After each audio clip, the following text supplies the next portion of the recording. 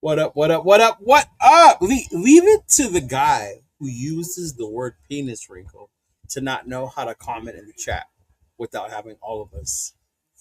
You know? Go figure. Go figure. Go figure. You switched that thing to it's just you, Wilfredo. That wasn't me. No? No. That was me. I knew it. I just didn't feel like changing it from all to mom. Okay, go ahead. This is what I have to deal with. Keep talking shit. I have to deal with these two momos when it comes to being able to use a computer. Or, it's ridiculous sometimes, y'all. Yeah. Like, thank goodness for ChatGPT, because that has, like, brought Jeff to a whole nother level where he thinks he's a graphic designer now. But, yeah. Wow.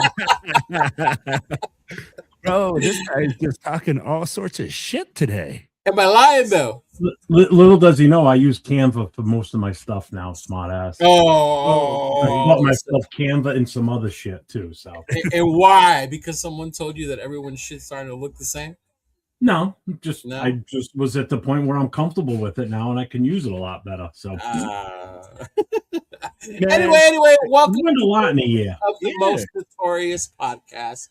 I am your host for today, Chidolinus, and I got my brother with me next to me, Fire Marshal Bill himself. Fire Marshal Bill.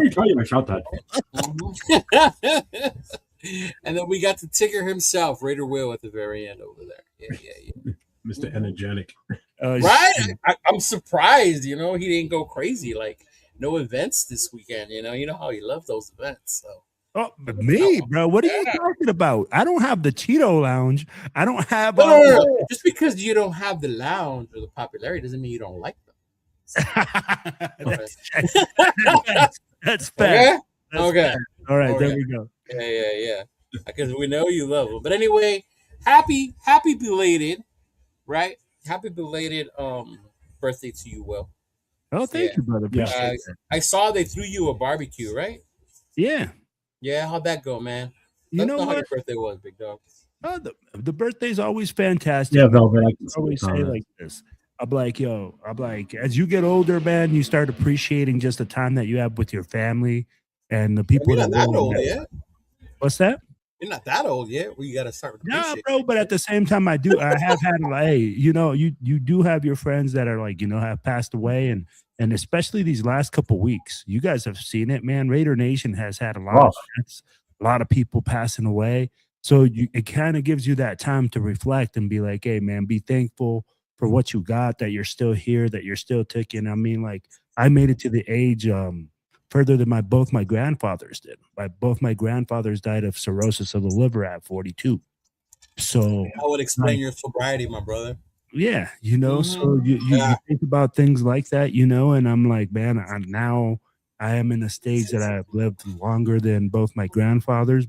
My dad's the longest living dude that we've had for a while. So I'll be like, you're just thankful, man. And I spent it with the fam, and people do things for you, and it makes you feel good, man. And at our age, bro, let's be real. We stopped counting a long time ago. I expected a little bit more upbeat story about your birthday, and not so depressing. But hey, grateful, grateful, big dog. Yeah, hey. God damn. Like, yeah, I'll be like, and I always try to keep the birthdays a ditty, man. I'm like, I don't try to go all out. A what? A ditty? It's a ditty. Just chill. What's a ditty? You use the word ditty. Ditty. Ditty. Wow. Yeah. Is that like a Colorado thing? Maybe it is. I don't think I've ever heard that word. You, Jeff? No. Nope. Like, it's just chilling. Anyway, happy birthday, big dog. Let's check in with the chat because we appreciate each and every single one of you, especially our boy Raider Travis, always supporting, always in here, everyone's chat, always sharing the lives as well. I appreciate you, big dog. I see you. Yeah. I know definitely he was in Madera. I think there's definitely not one event that goes by without seeing Raider Travis there. But shout out to you, big dog. I'm glad to see you. Raider Ryan, what's going on, brother? Salute to the nation, right? How are you? No, yeah, see, ticking. It was not me this time. Sacktown Raider Mike, what's going on, brother? My brother from a dispensary, brother from another mother. What is going on, homie? It's been a while. I should go get. I haven't got vapes in a minute. I think I slowed down. Yeah. What's going on, Velvet? Welcome to the show. Appreciate you. Gio, what's going on? Gio. Do you still have that sound in here? Yeah. Which one? The Raider one? Raiders. There you go. Appreciate it. Hey, what's going on? The Notorious 3. Now we're the Notorious 3. Which What's up, Jason? I was going to wait, but we do have an announcement. And I forgot to do this to the thumbnail, and I was going to do it. But we have decided to re-add a fourth member to the show. Oh. We have decided to add a fourth member to the show. Fourth Musketeer now. And hopefully he will join us next Tuesday, right? God willing, go by Will's theme for the day. God willing, he will be able to join us next Tuesday. And then, hopefully y'all enjoy it. I think it'll be good to have him on here. Yeah, so definitely look forward to that. Yeah.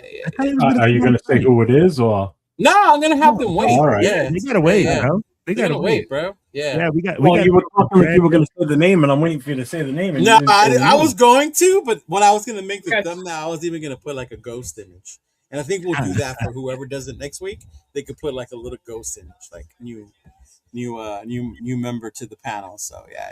I got the perfect picture too. Thank you, Rosetown. See. That's why I was like, did he? All right, big dog. What's going on, Marcus Banks? Appreciate you, big dog. Appreciate you, man. How are you? Was Madeira hot? From what I heard, from what I saw, hotter than the devil's asshole himself, man. Yeah. So Chido, where is Madeira? Let me ask you that. I've never been. I believe it's Central Cali, right at the very bottom of Northern Cali. Yeah. Mm-hmm. Oh man. Yeah. What's going on, Marcus? Appreciate you, man. What's going on, Drew Dizzle? What up, guys? And salute to the nation. Let's go, Raiders. Yes. Mm-hmm. Yeah. No, not him. He's not for fourth. Yeah. Mm-hmm. There you go. 102 degrees. That'll tell you. Shit. Yeah, you're from Colorado, bro. You'll melt. You're like, no. Hey, we get up to like 105, 110 here where I live because I live in a mountain. Nice. You don't get no 110, bro. You want to bet? Look it up, bro. This guy. Hey, it gets fucking hot up here, bro. He's all of a sudden, Colorado became the Middle East. Yeah, right. Almost to the side note, it's not because 110 is a cool day in the Middle East, right? Oh shit, bro! You ain't lying. Yeah. Sweating your fucking nutsack off in the middle of the I didn't go. See, Central Cali, it's hotter than and that's the thing too. When they do those, it's in the summertime, so it's hot in Bakersfield. It's hot in Madeira, so that's why when they do them, it's like, okay, is it going to be indoor? Is it going to be outdoor? What time is this going to be at? Things like that. Yeah. Like there's one in Vegas this weekend, right? The Not Like Us one. Shout out to Yaya and all of them that are throwing that one. Bro, right now in Vegas, woo, it's hot, bro. Bro. Ain't nobody want to be out there. Yeah. Like, it's extremely hot. Yeah, so yeah, but shout out to everybody. Shout out to those of you in the chat. Appreciate you guys coming through. But before we begin, I don't know how much you guys, before we get into the Raider news, but this is a big thing in the NFL. And I'm curious, and I want to ask you guys about it. I don't know how familiar you are with it. If not, then I can break it down for you. But have you guys been following it up with the source draft? Yeah. Now he's entering the supplemental draft? Yeah. So, Jeff, you've been following it as well? Yeah, and I actually did some research on the supplemental draft yesterday, too, when I heard about it. Of course you did, because, Jeff loves to explain things to people on the show tonight. Well, no, because it's going to come up on my show Friday night when I talk NFL stuff. So, I mean, that's going to be a focal point, because I'm sure it'll answer some questions with what I'm going to talk about Friday night. Yeah, Noah told me he's learned some stuff watching your show. Could you explain everything? Good. No, that's good. I mean, that's the whole goal, I mean, it's covering more than just Raiders all the time, People forget there's 31 other teams in the league. No, there isn't. Yeah, well, you know what I mean. You know what I mean. Well, other teams eventually have potential. No, yeah. On us, too, especially in our own division, if you're not aware of it. Which is why I brought it up, because him entering the supplemental draft, and if those of you who don't remember, the last time the Raiders actually did that, we took Terrell Pryor in the supplemental draft, right? We gave up the 3rd round pick to take Terrell Pryor. But Justin, who looked it up, you want to explain to everybody what the supplemental draft is and what it is he's entered? Basically, what it's not, because a lot of there's a misconception out there. A lot of people think, oh, well, because we had the first pick, we get first shot. That's not how it works. It's an open bid, is how that goes. Mm-hmm. So if there's players available in this draft, you have to bid future draft picks. Basically, is what you do. So if you want to take Sorsby, you have to put in your bid. So if you think you want him, and let's say the Raiders want to give up a 3rd round pick for him, but it's going to come out of the 2027 draft. So we would lose our 2027 3rd round pick to take him in this year's supplemental draft. We did this years ago with Bo Jackson, if you remember. Mm-hmm. That's how we gave up that pick to get him. But it was like a 7th rounder that Al gave up, though, right? Yeah. Al was like, I'll just throw a 7th rounder out there. Like, The rest was history, obviously. So, I mean, there probably will be some teams that are going to be interested in doing this. So now if a team offers, they say, well, we think he's worthy of a 2nd round pick because he's going to be one of the top ones more than likely next year. So if you can get him this year and only use a 2nd rounder or a 3rd rounder, that's how it goes. So it's a lottery, basically, is what it is. Now you're getting so ahead. That's kind of how that works. I can explain a little bit better. I read into it a little bit, but not enough to. If I would have known you were going to talk about this, I just brought it up just so people know what it is. So it's not like how people think we have the first right. Like it doesn't work. That way. The only reason I bring it up, one, is if you're not familiar with him, Texas Tech quarterback, right? He was the one that got busted for gambling. Yeah. Right. Yes. Betting the over. Right. Betting the over on his team, on his fucking team. And those of you who play sports or know about sports know that's a huge no-no, right? It's a huge taboo, bro. Huge thing. I mean, Pete Rose is turning in his grave right now, right? Right now for the last year. Mind you, we live in 2026. These apps, these things basically own the damn league now, right? With how much promotion you got. Look at the shows, every show, like, you can bet FanDuel, you can do this, you can bet that, or take this. And they give you parlays before the Sunday even starts, right? They suggest them for you. So it's highly, highly encouraged now. And then they throw in their little disclaimer in the bottom, bet responsibly, da-da-da-da-da. Yeah, and the 800 number for gamblers and missing. But what makes Sorsby even crazier was the NCAA took sanctions against him, right? And they were going to not let him play this year. Remember, he plays in Texas Tech. Judges in Texas overruled the NCAA's decision, and he was set to play and be eligible to play in this upcoming NCAA season. Of course, since then, a lot of the other teams in the Big 12 were threatening to file suits, things like that. Because in actuality, I didn't like that they were going to let him play, basically, bro. I thought it was wrong, right? You got busted. The NCAA put their sanctions on you. You found a judge who loves your school, wants them to win. Obviously, Texas Tech invests a lot of NIL money on that squad. We saw it last year, right? So he was going to play. But the thing was, like, how lucky are we that this was the year we took a quarterback? So we don't have to be part of this who wants to get Sorsby drama, right? Because Sorsby is one of the top NFL quarterbacks coming out next year. And I would even argue that if he would have came out this year, because he decided to stay at Texas Tech, and he come out this year, he would have been more of a debate than 805 and Simpson. Yeah, than Simpson. He would have been more of an argument about taking a top quarterback as opposed to Ty Simpson, right? So you're saying there's still a chance? Yeah, but I mean, it's crazy though, right? When you see it that way, like this kid or like, did you think he's gonna? Obviously, there's gonna be a team out there that is gonna take him, or would you? I guarantee there will be. Would you do it? Yeah.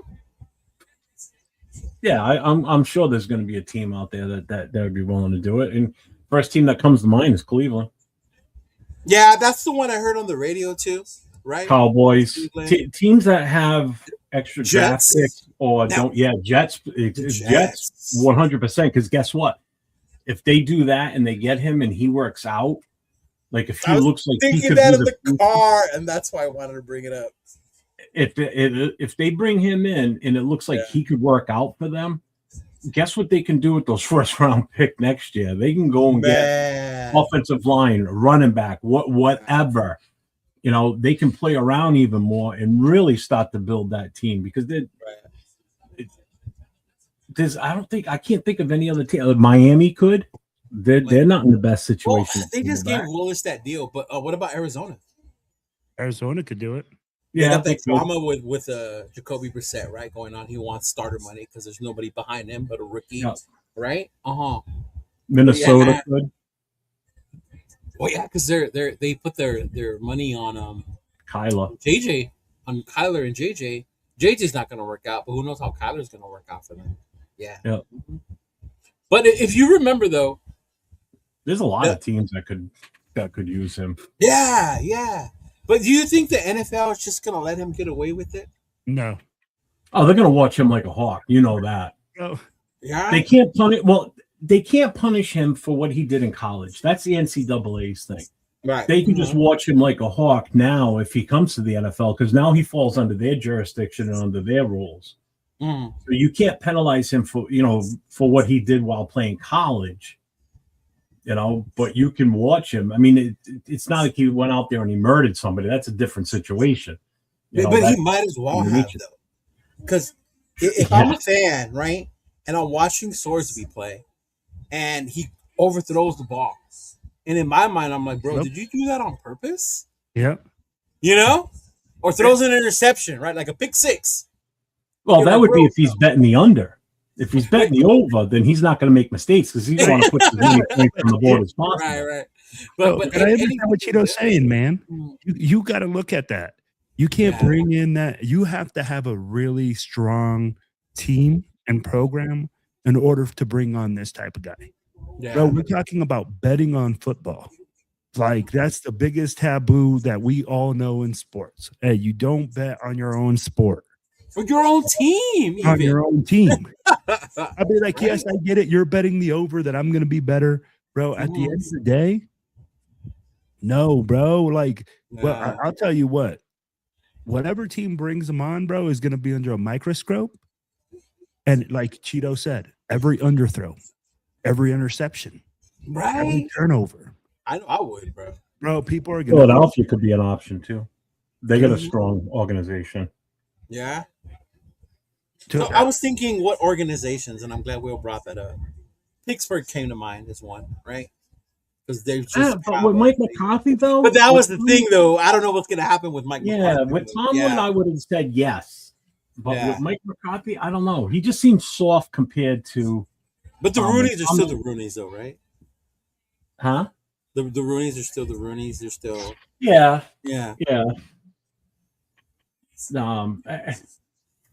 But getting to the game, what's the difference with some of these players that actually do fantasy football too? It's still a form of gambling. True.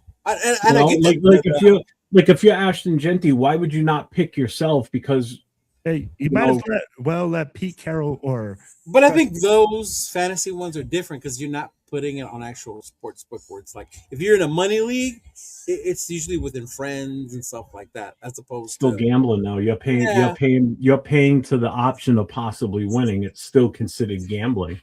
Yeah. If Pete Rose gets into the freaking Baseball Hall of Fame, then I'll start talking about guys getting in for betting. Nah, baseball is a whole nother animal because that's corrupted itself for how long it takes certain people. So is FIFA.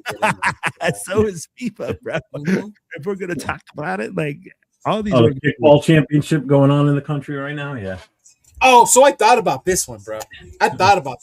Like if there was one team that's kicking themselves in the ass on the draft, it's probably the Rams. Because if they didn't take Simpson with that 13 pick, if they would have took someone like Kyle Lemon or whatever wide receiver, right? Yeah. And then this came up about, how they feel about their picks. They might have been like, Sorsby, get over here. And that would have been even scarier because to me, he's a better prospect than Tyson. Yeah. The only bonus with Simpson is you got him on a 5-year possible because and that's the thing why you take him in the first round. Yeah. I mean, because other than that, they would have had to have either moved back later in the first round and still take him with, say, the last pick in the first round, or take him in the second and they don't get that 5th-year option. But there was that risk that maybe, I don't know, another team might have wanted him in the middle. Yeah. But yeah, man, I can't believe like the balls on that kid though, right? Like I think it's funny, but I thought it was funny at first. I really did. But then the more I saw it, like this motherfucker just don't give a fuck, and he's getting whatever he wants, and not being held accountable by anyone. And that's the biggest thing, bro. These fucking coaches in college are failing these fucking kids. Yeah. Let's be honest, bro. By him not being held accountable, we're fucking failing these kids to go up there and fucking do whatever the fuck they want. He's going to go to the NFL. This is the thought process, right? If he's doing this in college, you think he ain't going to do it in the NFL? You think he's not going to bet on the side and think that he's fucking untouchable? Oh, yeah, bro. I know. I would. Shit. You know, you're giving him like NIL money. What happens when you give this motherfucker real money? Yeah. Hey, don't call NIL not real money, bro. These kids get millions. Well, yeah, but I mean, like, you know, NFL money is a little bit different. You know what I mean? Because I heard like the rookie contracts, and I was like, man, some of these kids were making more staying in college, getting NFL. Yeah, that's why they stayed. Yeah. But you know what? I'm glad you said that though, Will, because that's gonna transition us to the Raiders. Unless y'all got anything more thoughts about what's happening with Sorsby, the gambling thing, NCAA, NIL? No, I'll end up talking more about it on Friday night. I was gonna tell you that if you do that on Friday, I got to see where I'm at Friday. Maybe I'll join you if you start talking about NIL in college and all that shit. No. Yeah. Oh yeah, bitch. No. I'm gonna call in. There you go. And then when your 2 minutes are up, I'll just hang up on you. But I'll do it like in Miss Doubtfire. I bet. I want over. But yeah, but with that being said, well, like how you said, a lot of the coaches in college are ruining these guys, and I think it goes back to our off season so far, right? Our OTAs, our mini camp, stuff like that, and Kubiak, and our GM. Shout out to him by going out and looking for the kind of players they want to bring to this team. Could you imagine coming to Vegas and you have a gambling problem already, and then you come here, Vegas? Well, people not here in Vegas, over there where people live in Vegas, but you know what I mean? Like that, man. They already say shit with people who have substance problems, right? When they go to Vegas, like it's already a risk. But yeah, I mean, to me, it just shows like how when you look at the players they brought in and who they drafted, like they said it themselves, right? We didn't draft needs, we drafted football players. Yeah. So it kind of suits to the theme that they were going. But OTAs, man, mandatory minicamp recap.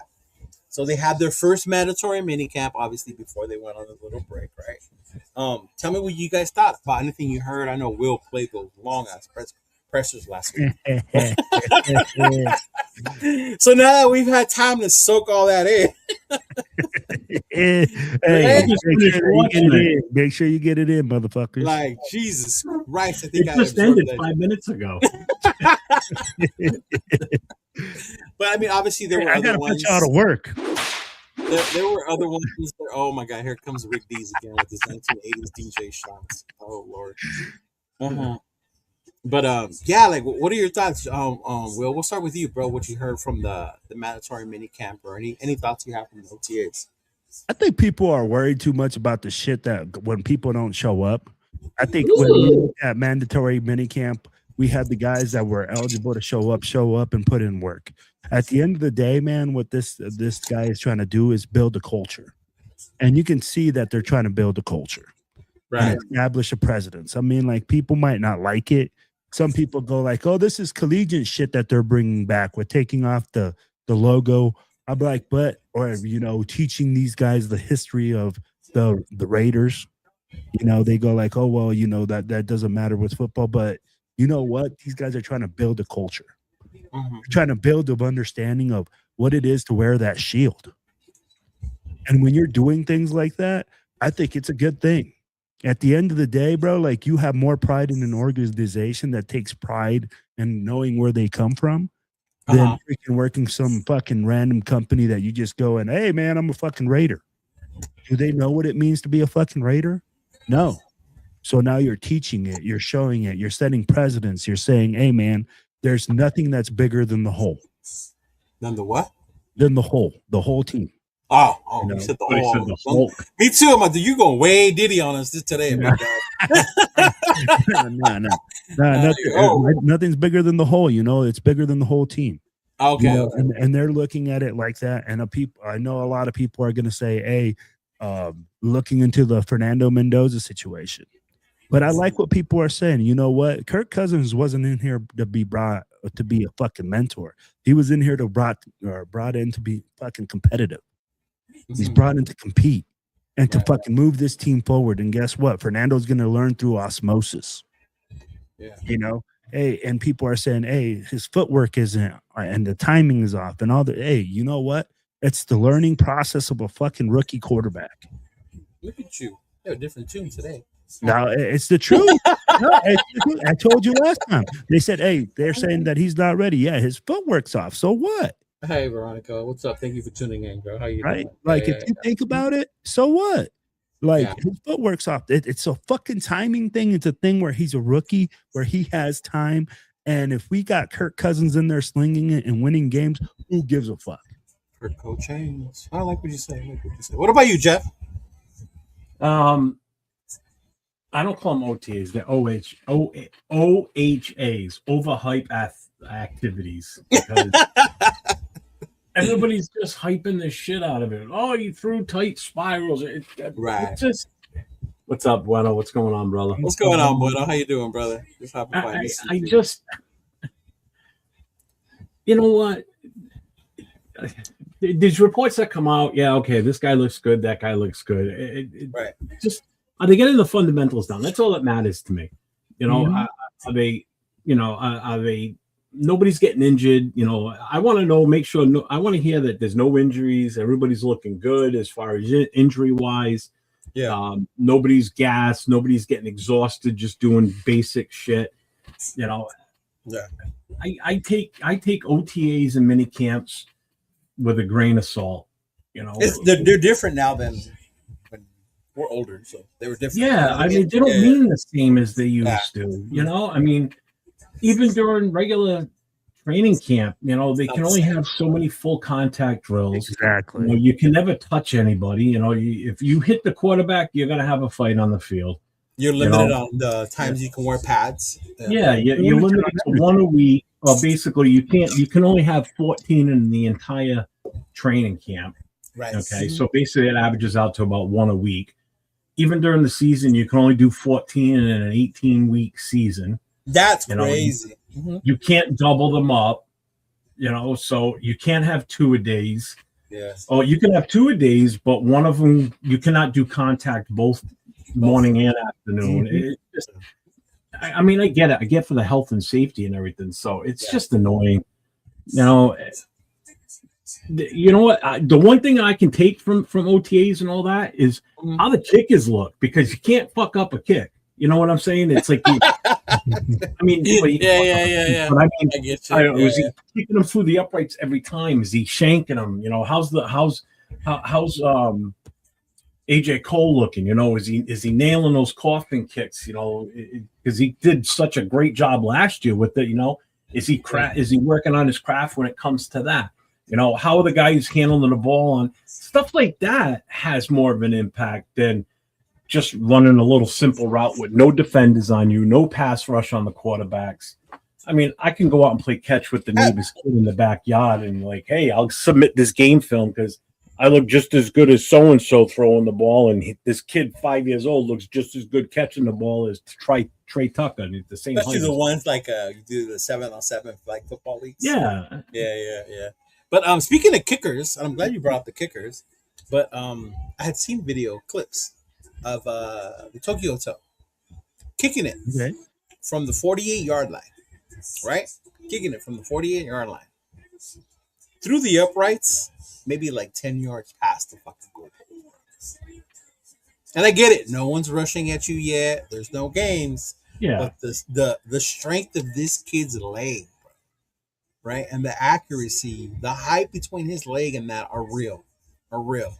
The thing now is he going to be able to do that in a game, you know, in the NFL level? You got these dudes rushing at you, coming at you, and things like that. But yeah, the kicker thing. Mm-hmm. I mean, basically, what OTAs and mandatory minicamps are is for conditioning and learning the way that they're going to do things when training camp opens. Exactly. That's pretty much what it is. Mm-hmm. You know, kickers to work on their kicking form. You know, the long snappers to work on getting the ball to the holder. Shit like that. Yes. You know, quarterback. Yes, learning how to continuously take snaps from under center. You know. Let's see how that is when he's going to turn his back to the defense in his dropbacks. And then when he turns and looks and sees what the defense is now switched to at this point. Right. You know, where is everybody? Is he going to be able to pick up on that fast? Like when he plays Denver, like you got like 4 seconds might be able to process that fast based on his experience. Mendoza may not. Mm-hmm. But AOC 12 may not also. You know, there's so many different variables that don't translate from OTAs and minicamp over to regular training camp in preseason games. Yeah. You know, so once the first preseason game hits, that's going to tell you a lot right there. That or those combined practices with the other teams. With Houston. Yeah. And I'm glad you guys said that because it goes, and Will, I think you said it best. OTAs, and it even goes on to what Jeff was saying, right? Are when you start creating your culture. Yep. Right? What we're going to do this season. What are we going to work on? Let's see what we have, right? Like we're gonna get you guys ready so that when you go on your little break or whatever and you come back, you're gonna come back ready to work. Yeah. And then also like how they take care of themselves while they're gone, right? Because they drafted or they got character guys, right? And they're gonna find out, right? Because they're gone for what, like 30 days, something like that. Yeah, they're gone for a month. Yeah, you let me go for a month, but I'm gonna come back 20 pounds heavier. Shit, let me not do shit for a fucking month, right? I'll be in Mexico eating tacos and mariscos and all that bullshit. I don't come back hella heavy, right? But so that's the other part. Like, and I love that Lincoln Kennedy always says this: you used to come to training camp to get in shape. Yeah. Now you have to show up to the motherfucker in shape. Yeah. Right. And I think that's where you start to see the different things, and then that's what I love what you guys were saying about how with Cousins and with Mendoza even, right? The footwork. You know, if you heard when Kubiak and the QB coach talk about it, it's like when they don't understand the play, they come and they communicate with us. Right? I'm not understanding this one. What am I supposed to do? Or let's review that one again. I don't quite get this. Like that's what this is for, right? Those walkthroughs and do things like that. So, and I think that's what I look forward to and I like and see about this part. But like, I'm with Jeff. I'm with you guys. I don't ooh and ah. I like, oh my God, Genty looks faster, right? Or like, oh my God, look at the spiral that Mendoza threw. You know, like, oh my God, Kirk Cousins is out there leading these fools.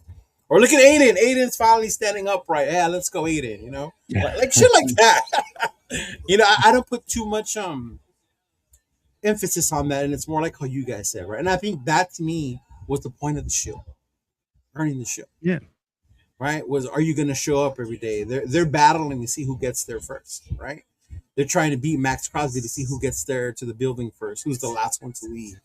So you kind of do those things with one another, and I like that they're doing that right now to create that culture thing amongst that, right? But there was one thing I wanted to ask you guys about as far as the mandatory minicamp, because everyone did show up, right? But Nakobe Dean, unfortunately, does have a history of injuries, right? Mm-hmm. And he wasn't out on the field. And because we are the Raider Nation, we are extra. You have folks out there freaking out about his injury. Maybe they're lying to us. It's more serious than we thought. Or like, we'll start with you, Will, since you're already bouncing like a ticker. I mean, like, hey, this is what are your thoughts on the Nakobe Dean not being on the field situation? Who cares? Wow, he's not on the field. It's OTAs. Bullshit. Like, what in the fuck is he gonna learn out there that he hasn't learned before in an NFL locker room? You know, like, hey, is he in the facility? Yes. Right.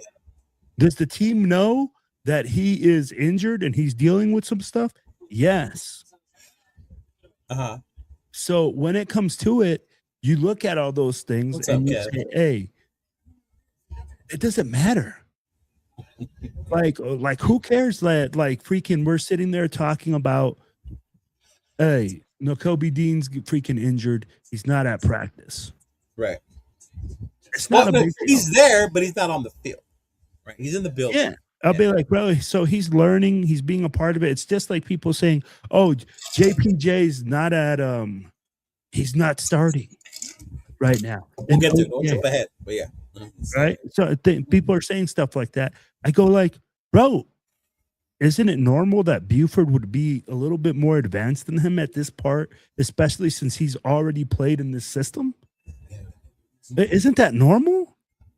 I'd be like, at this time in this stage, bro, like people are looking at it and saying, hey, these injuries, these things like that, bro, like it doesn't matter. The guy's in the facility. The team knows what he's doing. He's not having a freaking meltdown where he's having like mental issues or he's having a contract issue. It's literally something that he's recovering from. Right. And he's in the facility. Okay. I like it. What about you, Jeff? Scares the shit out of me because our linebacker room is shit. Outside of him and Walker, what's next up? The Bergs. We got no depth, and now one of the guys you brought in here that's going to be the top dog at linebacker for us is right. There's a question mark now. Right. Yeah. You know, we didn't do anything in the offseason other than those two. We didn't really do anything in the draft when we could have. Either. You know, we could have done something there. We could have moved around and got something. Right. You know, this is where I still sit here and say trading back from number one could have avoided some of this shit. Seriously.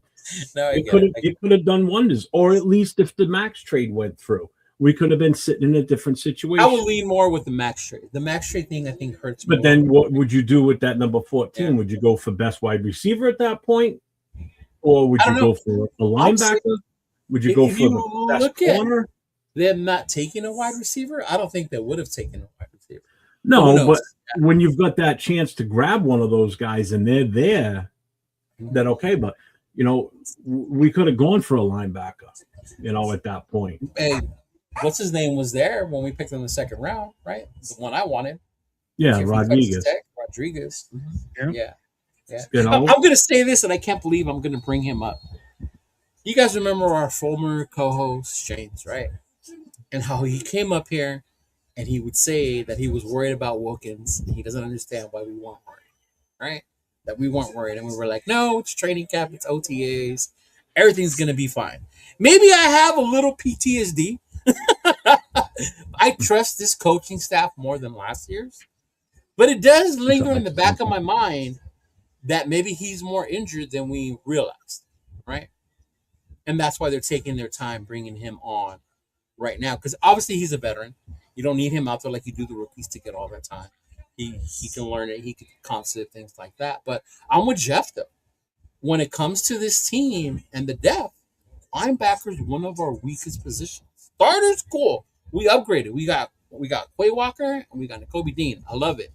But behind them, that depth at linebacker, it gets shaky. And this is a long 18-week season. Invisible. There isn't any depth, right? Right? No. But let me ask you guys this. Is it more important that he's ready to go for the season and the long term, or is it more important that he's like ready to go right now? And do we know if John Spytek already knew about these injuries when he signed them? I think it's more important for him to be ready by the start of the season. But again, if he goes down mid-season or even early in the season, what are our options? We're going to have to revamp that defense again. We're going to have to move guys around and hope that some of these guys that are back there at safety can step up and play some of those Kev said you move Kuntz back to linebacker. He can play linebacker. Yeah, you're going to have to. Yeah. You're going to have to. You're going to have no choice. Or does Crawford fit in at that position? This part right here, teams lie all day, and it's standard operating. And that's why I don't believe when they say we don't have no concerns at this time.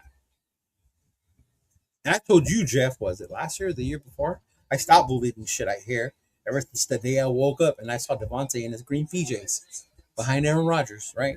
When Tay told me he wasn't going anywhere the day before. And then I wake up and he's in fucking New York, right? So I don't believe anything these guys say anymore. Yeah. And Jack, I want to just reference Jack's comment. He said, stop hating on Mendoza. I'm not hating on Mendoza. I'm just trying to show you the reason behind why we should have traded back, because we had other depth issues and other issues with bona fide possible status for this team. That, first of all, Mendoza's not going to start, so people get over it. It's not going to happen. Don't jump ahead. We'll get there. It's going to be Kirk Cousins, okay? But besides that, this could have been the chance for us to add more positional players that can be plug and play. Quarterback is not a plug and play position. There's too much to learn coming from college to pros.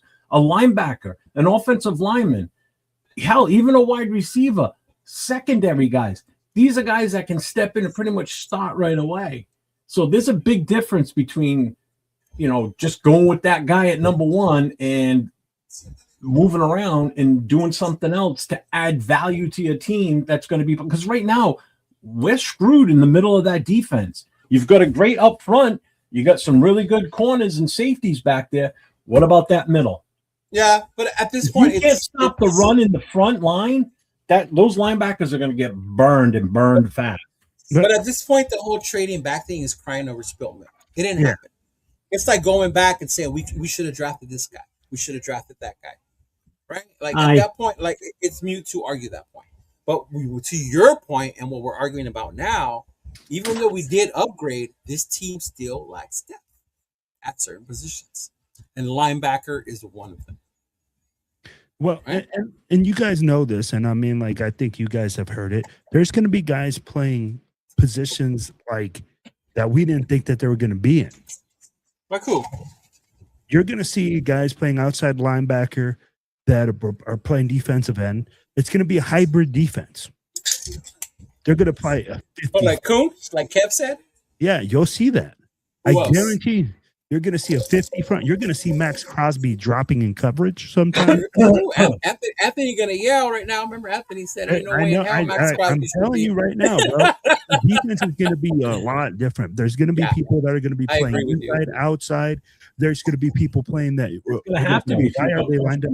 Two starting linebackers, or one of them. Yeah. It's going to have to be. And you have to be flexible in this league. You can't just run a 30 front like everybody thinks. Oh, yeah, we're just going to play a standard 3-4. I think that's one thing the fans are getting carried away with is that it's a traditional 3-4.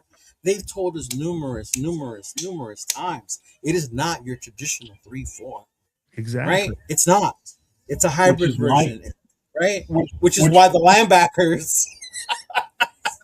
right, which also proves the point as to why we traded out of that number, the second round pick, and we didn't take McDonald, because if it was going to be a true 3-4, we would have gone for that bona fide nose tackle. Yeah. So once we passed on that, yeah, and I'm glad you mentioned the nose tackle and the wide receiver, and we'll get into why I think we passed. But there was one more player, and I saw this all over social media, and it's driving me absolutely crazy, right? And why I was doing the overreaction needs to stop. Gerard McCoy. We know who Gerard McCoy was. He's our diamond in the rough, the kid we drafted late, first round talent because of injuries, right? So you see it all over social media. And these are Raider fans. This ain't the media. These are Raider fans that are saying this. That this regime's already lying to us because he wasn't out there on the practice field, right? And shit like that drives me absolutely nuts because they're like, they need to tell us the plan. And this is where I want to tell Raider Nation, if you listened to the first time they talked about him, they told you the plan. They told you Alex Guerrero had a plan for him, and they were going to bring him in slowly. Right? Just because you saw him out there on the grass one time doesn't mean you're going to see him out there all the time. right? Just because you don't see him on the grass. I'm honestly one of the ones that if he doesn't play this year, I'm not going to be mad. Because I see the talent this kid can be, and I'd rather him be at 100% before we throw him out there, right? But this whole thing, like they're lying to us, Sharon McCoy, it was a waste. We shouldn't have took him. They have a plan. Even to what Lorenzo said, are we ever going to be happy? Are we ever going to trust the coaching staff and the regimes we bring in? Right? We have to trust that Kubiak, Leonard, Spytek, AG, Alex Guerrero, right, are going to do what's best to bring that kid along. Lorenzo, ask that question after the season's over, and then we'll tell you. Are we ever going to be happy and celebrate what we have now? No, and to Lorenzo's point, and I'll bring it up because, and I think when people hear us with concerns, they think that we're not happy, and it's not that we're not happy. No, it's just there's legit concerns. Yeah, do I think we're a better team than last year? I think so, Jeff. And until proven on the field, we're still the same team as last year, regardless of who we added. Okay, Will? You still have to beat last year's to be better. So that's how I look at it. This is still to be determined, right? Okay. Yeah. Because we still got to look at the proof in the pudding. But are we going to say that we haven't addressed key issues that we had? Yeah, but we also have other ones, right? And again, this is where we'll see the proof in the pudding. Now, my question is this. When we say, hey, any single time Raider Nation goes out, right, and we look at McCoy, why is it because he's hitting the practice field that we automatically think that this guy should be ready to go for the season? Why can't we bring him along slowly, just like Cheeto said, right? Why do we always have to go to the extreme of, oh, my God, this guy just hit the field and he is killing it, so he needs to start today? Like, oh, could you just imagine? Bro, I just got talking about McCoy yesterday because he's practicing. People are literally thinking that he's ready to go. I'm like, bro, he's not even practicing full tilt yet. He's not in full pads. He's not doing contact drills. He's not doing any of that stuff. And we expect this guy to be ready to go and cover top flight wide receivers because you already know if he gets burned one time, oh, that guy sucks. Oh, man, we need to bench that guy. He's fucking trash. Why did we draft him in the 4th round? Yeah. You guys already know this. Yeah. But even to add to the overreaction, and Jeff, this is your turn to shine. Mendoza. People are adamant that because we drafted him number 1, he should start or needs to start week 1. Well, if you want the utmost value return on your number 1 investment, then yeah, I kind of agree with that. Mm-hmm. But 2, no, because you don't know what the rest of this team looks like. You don't know how well this offensive line is going to be. You don't know who's going to be what for wide receivers. You don't know the full situation of what's going to happen with this roster once they get into a game. So if everything starts off shaky, then let Kirk Cousins and take the bumps and the bruises. Let them take the hits.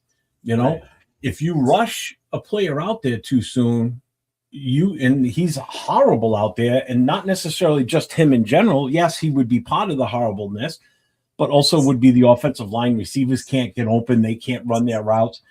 You're going to kill this kid's confidence. And that's what ends up happening. Look what happened with JPJ, all the messing around with him last year. I know we're going to get into JPJ too at some point. Next, actually. Yeah. So there's so many things that just you need to see how this team's going to be first before you just throw this kid to the wolves. I don't care who the quarterback is, Mendoza or not. Right. That's how I feel. So should he start right away? I'm 2 sides of this. For the value of the pick, using your number 1 overall on a player, yes, he should be. But for the potential to have him last and be around and be what you think he's going to be in 2027, because that's what this is. This is all for 2027. This isn't for 2026. This is for 2036 when you think about it. Yeah, this is for 2027 season and beyond. So this is where I keep saying, don't expect much out of this team this year. Stop setting that bar so goddamn high. Because we are in a wait-and-see phase with this season. And that's why everybody gets a free pass this season, no matter what the record is, no matter how bad the team looks. It's first year for a lot of different things.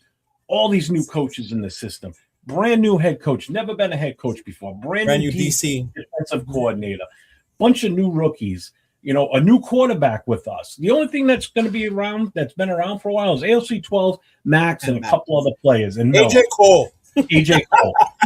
Other than that, and Cole. You screwed him. Yeah. And dude screwed it. Where's Michael Guerrero at? other than that, there's not many regular stays on this team. And I know Jack busted my chops about how many rookies do you want. Jack, do you realize that teams are built in the draft, not through free agency? Mm-hmm. So, all the players you can grab in a draft is a bonus for the team going forward. So if we have 30 rookies in the last 2 or 3 years, so be it. That's how you build a team. You don't build it through free agency. Free agency, you're just picking up someone else's problem or someone else's trash, okay? Or they just are so expensive they can't keep these players. Hold on, that's all. That's what free agency is, to fix little things here and there. But what the Rams do? That's how you build a team, is through the draft. Right. So. You stop with your 1980s fucking DJ sound effects. When you produce the show, you could sound like Rick Dees all you want. Okay. Yeah, easy there, Ryan Seacrest. Exactly. but, and I'm glad you said that. But Will, same thing to you. Like, do you think he does absolutely needs to start week 1 because he was the number 1 overall pick? Is he the best player available playing quarterback right now for the Raiders? No. Then no. It depends who you ask, because people say yes. I mean, like, people. Yeah. People. Are they the fucking coach? Are they out there seeing them every fucking week, every single day? And if you're not the coach, then I mean, like, I don't think you're validated to say, because you're not watching these guys in practice. You're not in the freaking room telling them, hey, man, this is what's going on. Hey, let's get this process together. I'm so glad you said that, because you're right. We're not there. We see clips on Twitter, right? We see what they want us to see on the Raiders YouTube page. And again, right? And this is where we go back to it, right? Even if you are at those practices and you watch them from the sideline, because I know that if you know a guy and the guy tells you, right? And you can watch, but at the same time, you still don't know. Most Raiders fans don't understand the footwork, the technique, anything about football besides just watching the game and the general knowledge. Hey, what have you done?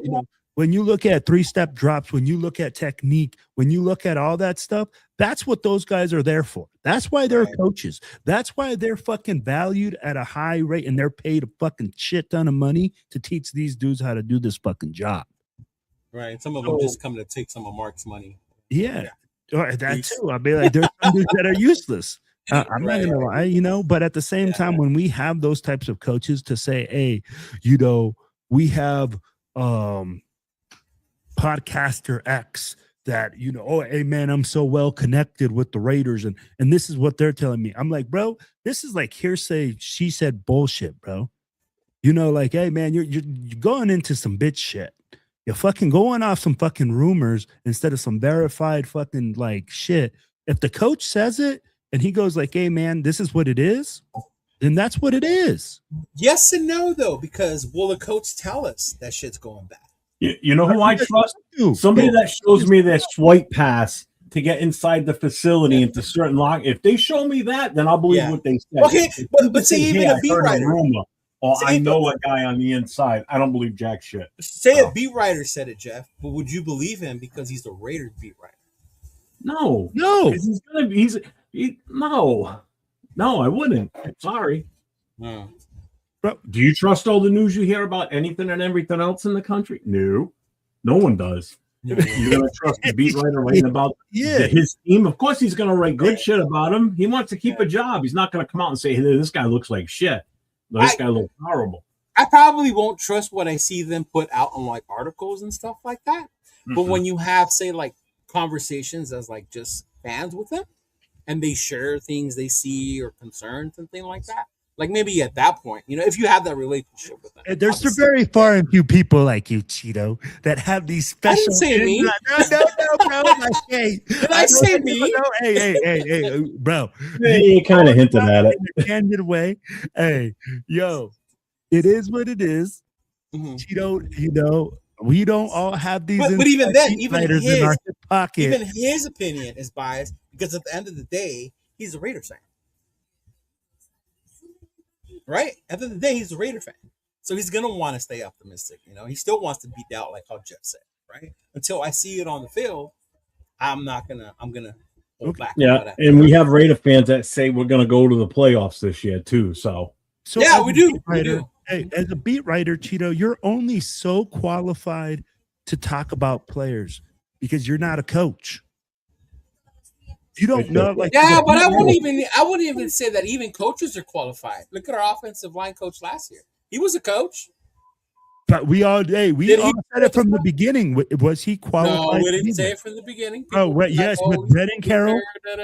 Brandon Carroll was always a question at the beginning of the year because everybody questioned it because they said he was too young, and it was like, hey, that's kind of. I didn't question it, to be honest with you. I didn't question it until I saw that first preseason game, and I go, "What the hell did this guy do during training camp?" Because these guys look like shit, and they're going to look like shit all season, and they did. So.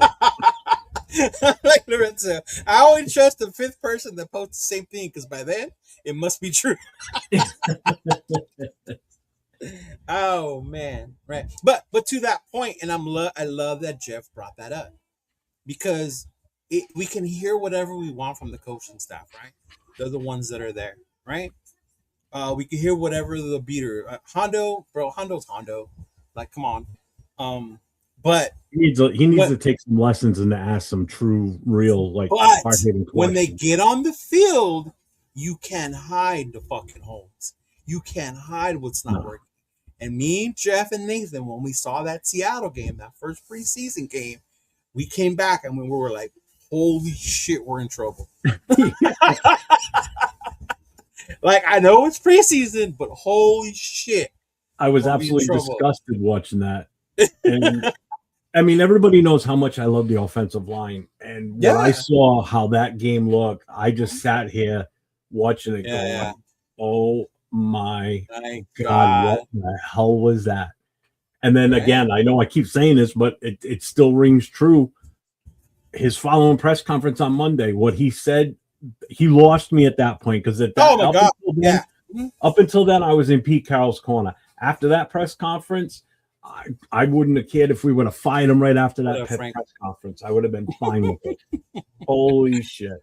When he went up there and they asked him if you were going to identify 5, and he said, we'll identify those 5 however long it takes. We were like, what?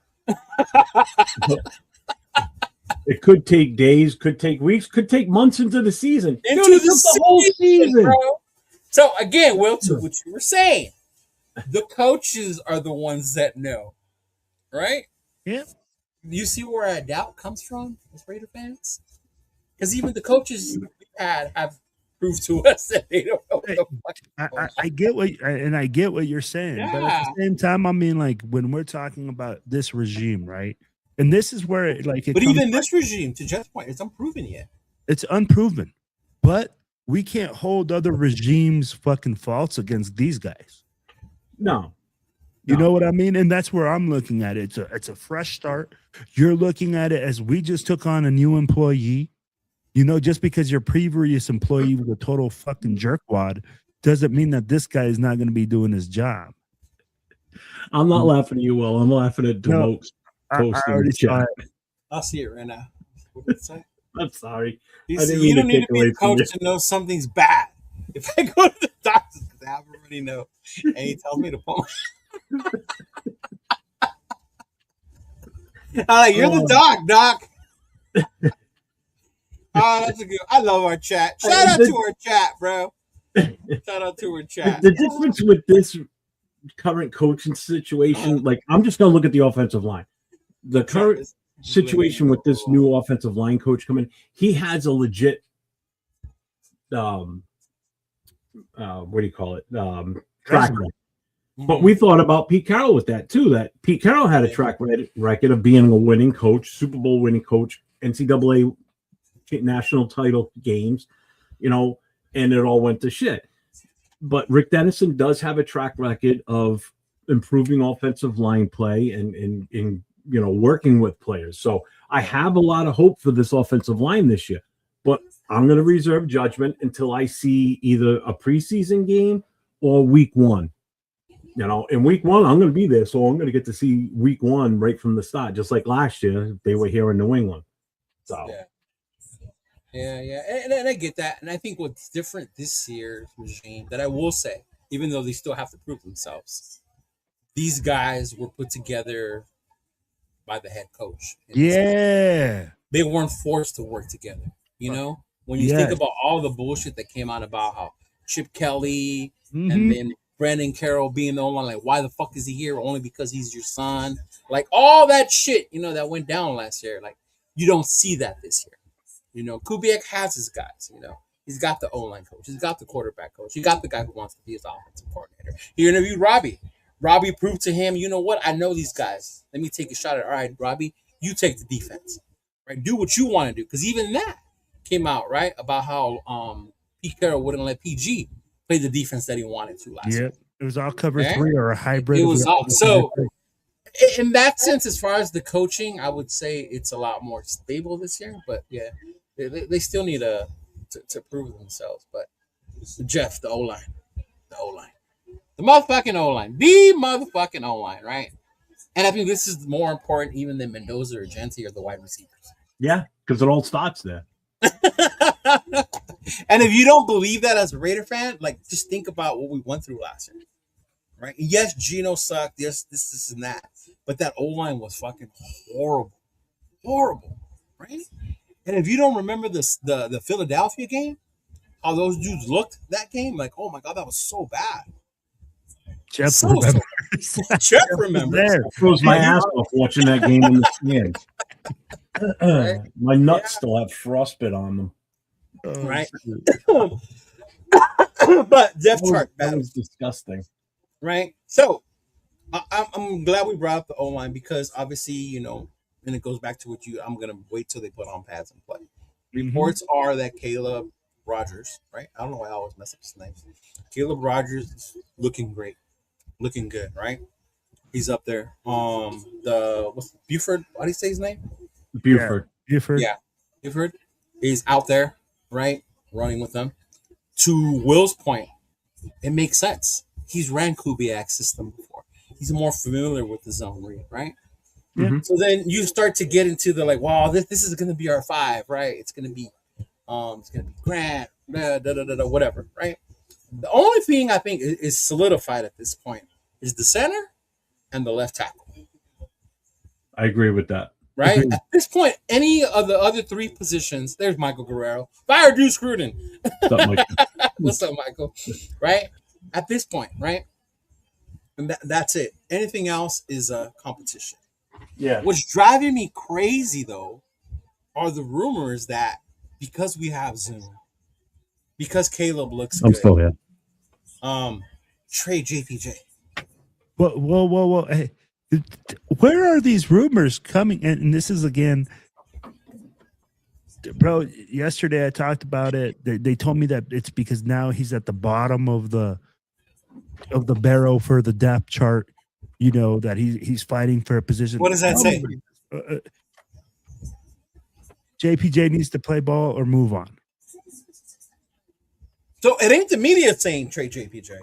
It's the nation that's saying trade JPJ. And before I let you and Jeff get on that, I want to tell you why it bugs me. Right? Say that Zune, Buford, Rogers, they do beat out JPJ for the guard position, right? So they do beat him out. To me, you still don't trade him. Because what have we always been lacking for years is depth on this offensive line. It's a long fucking season, bro. Once we lose one of these dudes, it's like, oh shit. We start picking dudes off from under the bridge in Las Vegas, right? To play on the O-line. Right? Like last year we got that guy from Seattle. We were like, holy shit, right? When he came over here.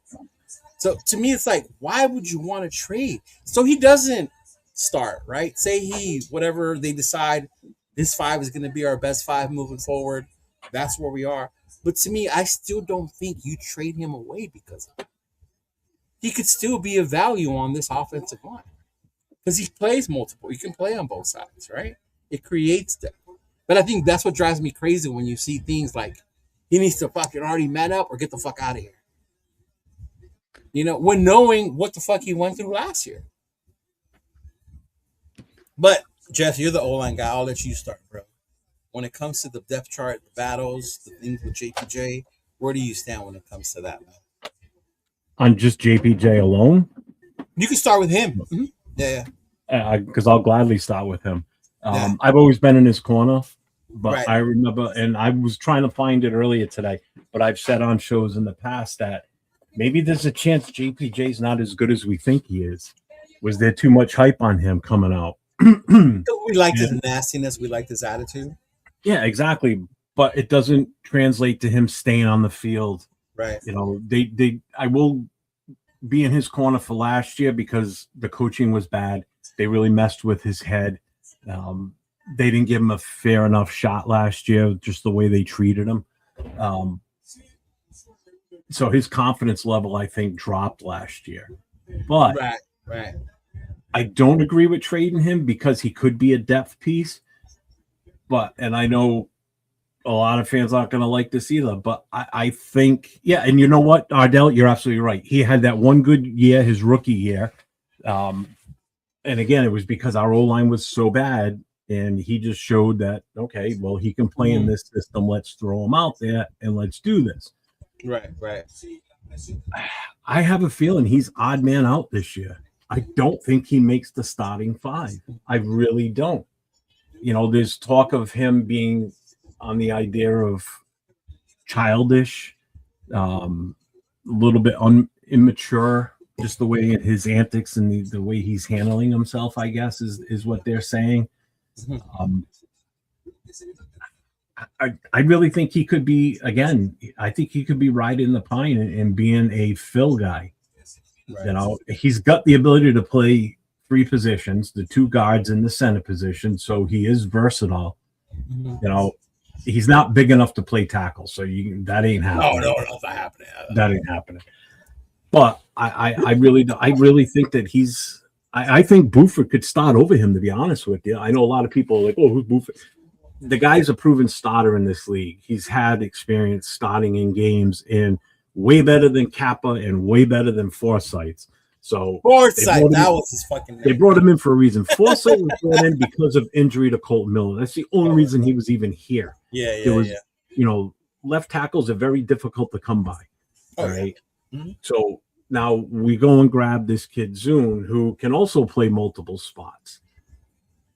How does he fit into all this? Does he move ahead of JPJ in the depth chart? We've got a shit ton of offensive linemen. There is a bunch on this list. And that's not a bad problem to have. No, it's not. It really isn't. But some of them just aren't as good as others. There's going to be some cuts, and there's going to be some guys thrown on the practice squad. My bad, real quick. Hey, shout out to Predator. Yeah, thank you, bro, for gifting the one Chidolinus membership. Right? Appreciate you, Anthony. Yeah. Mm-hmm. Hey, Money Chuck. Look at Money Chuck agreeing with you, bro. Look at that. We need every offensive line player to our disposal. Meredith included. You hear that, 805? Even Meredith. With JPJ, would he grab a nice catch in a trade? Maybe, maybe not. But probably more than likely, no. I don't think you're going to get the value back for him you think you're going to. So why would you get rid of him? I'd rather keep him than – so what are you going to keep Dalton Wagner and let him go somewhere? No, I'd rather have a proven depth guy that can come in and be – if he doesn't make the start in 5 – then he's your first man off the bench. First man off the bench. So your stance before we move on to Will is like, even if he doesn't make the starting 5, you don't trade him. You keep him. No, I don't agree with trading him. He's still got value. He's still got value. And Money Chuck said it right too. With the rest of the offensive line, the one player that does worry me is Colton Miller staying healthy. Jesus Christ, it's going to be an earthquake today. That's twice we agree with Money Chuck within the last 5 minutes. Shout out to Money Chuck. Hey, bro. Nice to see you around here. Well, you said earthquake, and your actual camera is like doing. Yeah. I did it on this purpose. and, like, I went like that. I went like this. You know, Yeah. if Colton Miller stays healthy, then obviously that's, you know, pure lockdown on the left side for us with the left tackle. But Right. if he gets hurt, who do we really see going in and taking over that spot that's currently on this roster? That remains to be seen. You can't sit here and tell me that so-and-so is going to step right in for him. Talk to I me don't after. even know anybody's going to because they haven't even put pads on yet. And then that's the other thing, you know. So all this talk about offensive line and everything's all for nothing until we start smacking heads, you know, and see what they go up against with this newfangled defense that we're going to have with this new front line and linebackers, depending on who's playing linebacker. You know? What about you, Wilfredo? What are your thoughts on the offensive line and all the depth that we have all of a sudden? What depth that we have? That's my question. We On have the offensive zero line? depth. On the offensive line, we have zero depth. We just said we have 2 starters. That's it, right? We only have Tyler. You hanging out with Jack Kenner too much? No, hold on. No, I didn't say we have we have players there, but we don't have any solid starters, right? No, have- we said we have 2 slated starters. Everything else is a competition. That's what I'm saying. So So we didn't say when we we're don't have saying- starters. No, I said what depth? We don't have depth at the offensive line. Okay, this is the I thing. disagree 100% I on that. think the Hold 110 on. Colorado Sun got to him. Hold on, Go ahead. hold on. Yeah. No, because we're looking at it. Hey, Trey Zune, we don't know if he's a starter in this league. He's still unproven. He's a talented kid, and he can play several different positions. But can he play them in the NFL? Yeah. Buford. What has he done in the NFL besides be a backup? Okay. Hey, JPJ, we're saying that he's having problems with his immaturity. Who's we Right? saying that? People, that's what you just said. That he act Well, childish. shout out to Predator. He's got him. That's what Jeff said. Hey, if he's being childish, that he's being immature, that you know it's a personality thing with him. You know, now he's still unproven as well. He only had 1 good year, and after that, he's been injury prone. He's had concussions. We haven't really seen it. DJ Glaze. Thanks, Anthony. Appreciate you, brother. Are you telling me that he's a starter right now? That he would hold it down on another team? No. So these guys are all unproven. So we have no depth. I disagree. I totally disagree. So tell me where you guys see all these solid starters that we Say, have. say you use. You just said whatever depth. Now you're saying starters. Make up your I know, mind. exactly. Say you use what everyone thinks is going to be the starter. I said, okay. Out of the top of our head, right? Way too early to call it, right? But just out of pure being here, right? And whatever. And I say potential. Glaze is the right tackle, right? Who do you put at right guard, Jeff? If who's the left tackle? Glaze is the right tackle. Right tackle. Mm-hmm. Who am I putting at right guard? Who Or you putting in right guard? Yeah. I think Jack had put up his starting 5 up. I just don't want to go all the way back for that. probably Buford. Okay, you put Buford. Center, you got Lindenbaum, right? Who do you put at left? No, wait a minute. Buford would be on the left side. That's what I So thought. I mean, right now, it's technically, Right. technically, it would still be JPJ. Mm-hmm. JPJ. Okay. And then left tackle, Colton, right? Mm-hmm. Now, behind those 5, say those 5s are mid, below average, whatever, right? Behind those 5, who do we have? Zoom, Rogers, Grant, right? Mm-hmm. Yeah. So I don't know. I don't understand why Will's saying we have no depth behind these guys. But are they talented? Can they play? The coaching staff obviously thinks so. I'm saying yes, they can believe so, but it's still unproven. All of a sudden, he doesn't believe the coaches when he's the No. one that tells the coaches Hey, I'm no. not saying You that see I this, Jeff? No. Hey, what I'm saying is the thing like this. I don't see a starting offensive line yet. I don't see Of a course solid, not. Because hold it's on. too soon. I don't see a solid. When you're telling me DJ Glaze is a starting right tackle, he got smoked all year last year. Did he his rookie year? I'm going to bring something up on the screen. Go ahead. There you go. So I just put this together. I grabbed the depth chart, threw it all in there, and just generated this. So as it stands right now, this is what this looks like. If we were to play a game tomorrow, this would be a starting lineup, and then We they definitely need to improve. So you got Colton Mill at left tackle, Buford at left guard, Linderbaum at center, JPJ at right guard, Glaze at right tackle. Okay. Right. Now your depth is behind Colton Miller, Charles Grant, Kaman Missouri, and Nicholas Henning. So this is everybody that's on the roster. Yeah. Then you got Mafi behind left guard. Meredith, you got Jordan Meredith and Will Putnam as your backup centers. Right guard, you got Trey Zoom, Caleb Rogers, Justin Pickett. Right tackle, you got Glaze, and then you got Dalton Wagner and Isaiah Jada. So this is the list of all can't Grant play or fight for the right tackle position as well? Yeah, if you can play left, you can play right. Yeah. Well, it depends. Some guys can. If you can play right, it doesn't necessarily transfer over to the left. You'd like to think it would, but it could. Now, I'm glad you brought this up. So but I wouldn't trust Glaze at left tackle. Right. Let's say you take out Missouri, Henning, Pickett, and Isaiah Jetta, right? Yep. Unrestricted free agent. They don't make the squad, practice, whatever, right?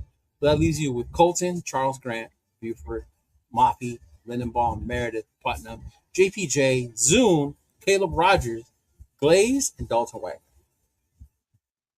I wouldn't feel bad if that's the one we have to work with for the coaches to pick a starting five. I think I see us going into the start of the season with 9 offensive linemen. Mm-hmm. So Dalton Wagner will go to the practice squad. He's always on the practice squad. Yeah, Wagner's just a big body, but he's slow. That's the problem with Dalton Wagner. And you can't be slow in his own blocking. True, because he's got the size and the the just big son of a bitch. So I mean, Putnam will still be around. Meredith will probably still be around. One of those might not, though, because we don't need to carry 3 centers. Well, but Meredith can play guard as well, right? Correct. So Putnam may be odd man out because Zoom can play all these positions too. So you've got some flexibility here. That's why I disagreed with Will that we do have some depth. Is it great? No, but I think it's better than what we had last year. That was my point. That was my only point. The depth is better this year than last year, 100%. You don't have Capper in here. You don't have Farham. You don't have I forgot about Farham. Yeah, he's in New England now. Thank God. I forgot about Farham. Oh my God. And Jeff, I agree with you on that part that we have bodies. We have bodies there right now, but we just don't have we have unproven pieces, right? That's why I said right now we have Tyler Lindenbaum and Colton Miller that are 2 solid pieces that we can say those are legitimate starters in the NFL. Yeah. The rest of the guys tell me on that roster that you see any legitimate starter in the NFL.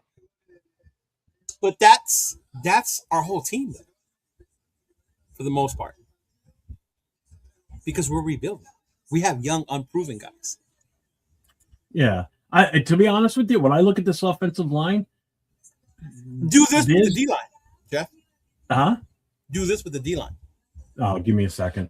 Yeah. With this offensive line right now, the way I look at this, I actually can probably only count on one true bona fide. This guy's going to stop from day one to the end of the season, and that's Linderbaum. Colton Miller, he'll start the season if he gets out of training camp healthy, but he still makes me nervous because of his past injury history. JPJ, we have no idea how he's going to be this year, if he even makes the starting 5. Right. Glaze, I'm not too crazy about how he went last year. Was that part of coaching? Maybe, maybe not. He was the weakness on this team last year at right tackle. Mm-hmm. He gave up a lot last year, and that's just fundamentals and just not being good overall. Right. Buford, I think, could be that guy at left guard. So now it comes down to, if Glaze isn't it, do they move Grant over to right tackle? Mhm. You know, what do we do at that point? Yeah. You know, we've got depth at center, guard, either side, left or right. Tackle is still one of the question marks, which is why I was such a big We get it. You wanted supporter to trade. of grabbing a left tackle in this draft. And the fact that we didn't drives me fucking bananas. You couldn't grab everything. No, but if you're going to bring a rookie quarterback in and want him to be the future, you need to make sure you got that left side locked down with a guy that's not injury prone. You know, or if Grant is the guy, then you better give him a shit ton of playing time in the preseason to really let him prove that he can take over if, God forbid, something happens to Colton Miller. Because if Colton Miller goes down, you better pray to God that Grant is the guy. And if he's not, then guess what? You won't see Mendoza on the field this season. Well, according to Severe, Grant is the guy. Oh, I know he's, and I trust in Grant. But again, you still don't know how this offensive line is going to mesh. No, you don't know how good they're going to be. Mm-hmm. Yeah, and just to clarify, what I wasn't saying we have a legit right tackle. We have someone there who started before. Obviously, they're going to shuffle around. But even just on the list of names that Jeff went out and said right now, I have more confidence in these guys with a different offensive line coach that didn't just show them YouTube videos, right? Yeah, well, right? Absolutely. Nobody's, and I'm not saying that we're not improved, Cheeto. Yeah. What I'm saying is I'm looking at the roster and I'm saying, hey, we have 2 legitimate starters and we have a lot of guys that we have names that are unproven or that are young that we still are looking to solidify. I mean, like, everybody loves JPJ. No, and let me tell you like this: Raider Nation has an affinity for players, right? They have an affinity for players. They right now, JPJ, everybody loves JPJ, and then you get the people. Why are you talking about Raider Nation like you're not part of it, bro? That means you too. I haven't, but I don't have enough like for JPJ. Maybe not JPJ, but I'm sure you have for certain players. Yeah, of course I do. Of course I do. Well, don't you say like Raider Nation, like you ain't part of it. But in this situation, I'm not. You're not on the JPJ bandwagon. No, because I feel like Jeff said, look, he did a really good job 1 year. And after that, bro, he's been injury prone and unproven. In 1 year. He's only been here, 3 years? 3 years. Yeah. So this is year number 4, right? So when you say he's been injury prone, that was 1 year. He came in with Brock Bowers. This will be Brock Bowers' third year. Third year, yeah. Mm-hmm. But no, he got injured his rookie year too. Yeah. No, he started off injured. He played the rest of the season once he got in there. And then he got injured the next season? Yeah. Allegedly. Yeah. Allegedly, though. Yeah. Hey. Reportedly, allegedly, because that goes back to the bullshit and why earlier in the show, both of you said a lot of these guys get a pass off last year. Now, let me ask you like this. Now that it's coming into this year and they're saying, hey, it's a thing with his attitude. You know, now it's year 3. Who's they other than what Jeff just said? This is the same thing Jay Rader just told me yesterday that he had heard from an inside scoop. Oh, God. When did we say we weren't going to do that like 20 minutes ago? Hey, I did. Did I say I did? You're the one that's bringing it up. Like, I heard from Jay Rader that he's childish. No, hey, I said that he said, hey, we have an inside scoop guy that like was like, hey, and then they said, who's this inside guy? If I knew this shit, hey, I don't go to verify. I'm not like the police. I'm not immigration. I'm not over here checking your papers, bro. No, but obviously you're stamping some guy's credential as what's up, Tokyo Raider? What's up, brother? It's true. Tokyo Raider, what's up, man? What's going on, man? So I'll just put it like this. If it's an attitude thing, then you know what, man?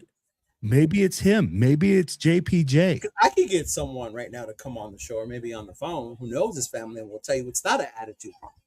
Well, and I'll absolutely agree with you. You know? There's going to be people on both sides. You know who I'm talking about, Jeff?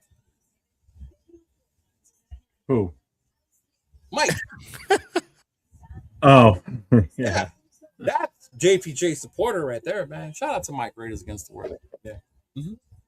No, but I get it. It's still unproven. But to your point, Will, what you're saying, it's not just like that on the offensive line. That's the majority of the team. But look at our secondary. We have a bunch of unproven guys. Right? Our D-line, besides Max and Quiddy Pay. Cheeto, there's a reason that we were the fucking drafted number 1. There's a reason we were fucking bad. We fucking sucked last year. Mm-hmm. Yeah, so, I saw that too, Tokyo. I saw that. There's a lot of freaking holes there. There's a lot of question marks for this year. There he is. There he is. It is what it is. Mm-hmm. And I get it. It's good to, but I think because of that, that's what drives me crazy. Where it's like way too soon to say that's the depth chart when we haven't even put back, right? Because we really don't know. We don't know. Like, what'd you say, Cheeto? Go ahead. It's way too soon to make a depth chart or say who's going to be where or who's horrible because they were bad last year when they haven't even put the pads on it. Right? I mean, the team has a depth chart right now. If you go to their website, it does show a depth chart. Because they have to. Yeah, they have to have some semblance of an order of a roster. Right. Yeah. You know, and then they work from there. You know, that's where they start, you know. I mean, this show had moving the names around on the board. This show had a different roster when we started, and we're moving names around. We're gonna add a 4th guy next week, right? Yeah. Mystery man. Right? But yeah, I mean, I think if you can play football, you can play football. Is my thing, right? Now, did coaching have a lot to do with it? Yeah, it did as well, right? Did the culture around last year fucking horrible, right? You could feel it when you would go to the games. Trust me. When I went to that Titans game, like it was my birthday and I was happy, but you could just feel how bad the fucking energy was. I felt better energy from that team when we were in Houston. Yep. Than I did when I saw them play against the Titans, or when I saw them play against the Chargers, or when I saw them play against the Chiefs. Right? Shit, I saw them play against the Chargers twice because they went to LA. I won't tell you the game I saw before they went and played Houston. Right? Oh shit! Yeah. Yeah. Well, no, this ain't true. This ain't true. There was one team that won shit with bad coaching, and that was us. We went to the Super Bowl with a horrible fucking coach. Right? Because he inherited a good fucking team.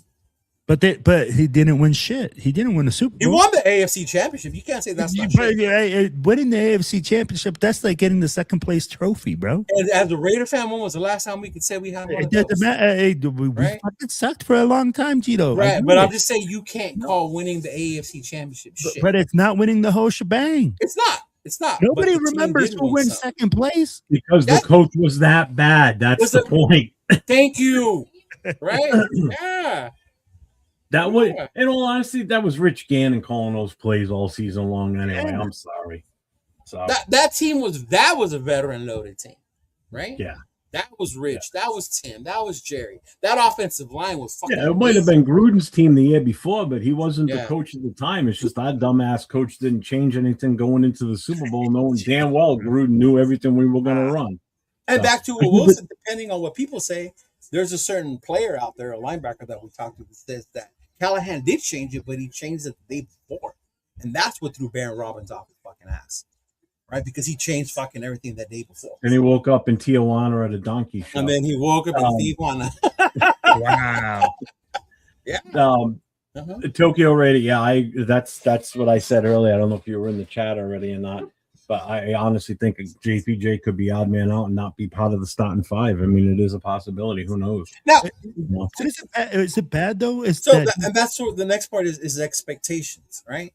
Like realistic expectations. Well, hang on. I got the defense that you wanted. Oh yeah. Let's see that. Let's see that one. Yeah. All right.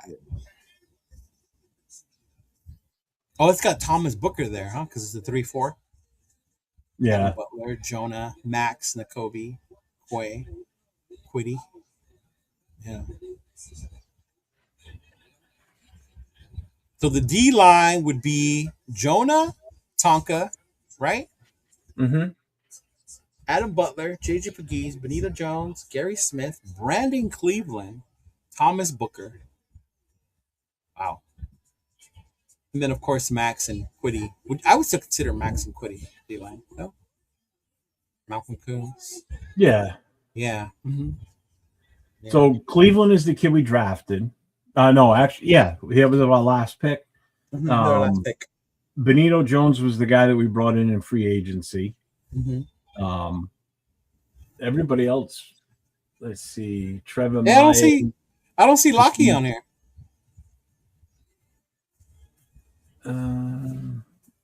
Did you not add him? Yeah, Lockie Tassi's not on there. Yeah, which is fine. Which is fine, but yeah.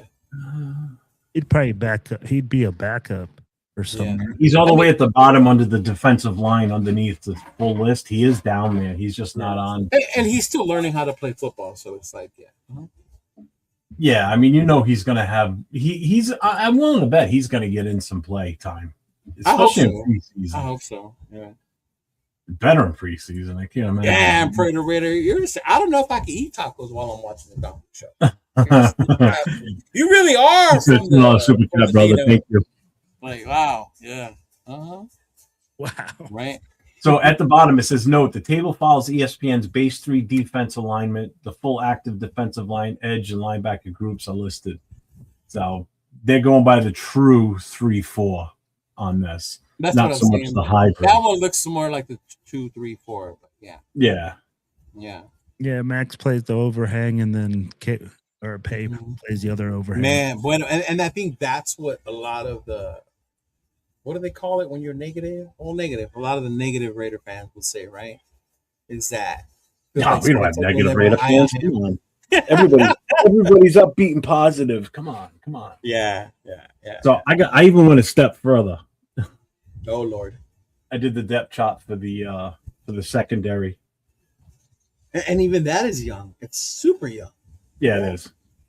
I mean, Stokes was here 1 year. Stokes is what? The old Stokes is the veteran, bro. On that. Yeah, he's the oldest one. Yeah. Jeremy Chin. Mm-hmm. Yeah. Yeah, Jeremy Chin. Darian Porter. We're going on year 3 as well? Mm-hmm. No. 2? No, Porter was last year. Okay, so came out year with 2? Yeah. Yeah, this would be year 2 for him. Teron Johnson, a 30-year-old with injury history, who's disgruntled because he wants more money. Yeah. Right? And we'll end up getting beat out by Stooks. And we'll probably end up getting beat out by Stooks. Right? Yeah. Yep. Yeah. Gerard McCoy, like I said, I'm not. If he starts, great. If he doesn't, I'm not going to cry about it. Decam was 3 years ago. Yeah. And he missed all season last year because of injury. Yeah. See, that's the draft class that needs to show up this year. Is that one from 3 years ago? Yeah. All right. Or even 4. My boy, Big Mike. So let me ask you this: Do you think that they realize that we had lack of safeties and man, look at the amount of safeties that are listed here. The secondary. You know, it's funny because when we did the draft talks on our shows, right? I did my show with Rundown, the State of the Nation. Bro, I remember Rundown saying he would be so mad if we drafted a corner, and I was like, bro, I wouldn't. Mind you, I was shocked we took one in the second round with that pick. But I told him I wouldn't be mad because I always saw we needed depth in that secondary. We needed to start getting, if we were going to do it through free agency, then we needed to start doing it in the draft and start getting some dogs or some balls. Right? Because sooner or later, like, we can just keep going with the Caillou Blue Kellys and shit like that, you know? Yeah. Well, it's funny. You look at this list of everybody that's in the secondary here and then go back 2 or 3 seasons ago and look back through those 3 seasons and see how much it's changed as far as the youth movement, number one, and the quality of players too. Like there's no more we don't have these tired, beat up guys back there where we're like just praying to God that they can survive a game. Right. Got youth, like that year we signed Marcus Peters. Yeah. And that's recycled players. Recycled players, man. I'm like, we're young. And I'll be like, the secondary matters. And this is where, like I said to Jack earlier, when he said, how many rookies you want and everything. You look at how many on this list that we've drafted in the last 2 years or 3 years, you know? So you've got Porter, you've got Stoops, you've got McCoy. Isaiah was an undrafted free. Yeah, I mean, you've got a bunch of guys in here that you've drafted. Yeah, you know. So again, this is how you build a team going forward. You know, you don't build it and bring it in free agents. That's what they tried doing last year. If everybody just goes back to the beginning of Pete Carroll's reign, you look at what they brought in for free agents. He tried building a team in free agency and not so much. He wanted to win now. We're gonna win now. Yeah. I'm gonna win 10 games. I'm here to win games. Yeah. How'd that go for you? You were here to get us the number 1 overall pick, bro. That's what you were here for. Yeah. You missed the mark by 7 games. That's a month and a half of football you fucked up. Right? Yeah. Well, but I do like about this, and I love that Jeff brought it out about draft and the young guys, is Zeke Massis, right? Dalton Johnson, right? We still don't know what we have in Darian Porter. Right, but he showed something, right? DCAM, I don't know, bro. You need to show up. Either that or you're done this year. And this is your third. Yeah, DCAM, you need to show. Eric Stokes did good for us last year. You know, he did better than I thought he would. So shout out to him, right? Now too, with the hybrid defense, you can have some of these dudes playing like that rover free roaming safety. You know, shit that would benefit someone like Isaiah, right? And they also went on and they got guys that go after the ball. Yep. You know, they trade on Stoops, Dalton Johnson. You know, they went and they finally did that. So they may be rookies, but it's a promising thing, right? We still have to see what they can do. But yeah, I'm so glad we didn't do the go get the old corner thing, like that dude that everybody wanted, that was in Kansas City, went to Tennessee, and is now back in Kansas City. Oh, what's his name? He just went Sneed. Sneed. Jadarius Sneed. Yeah.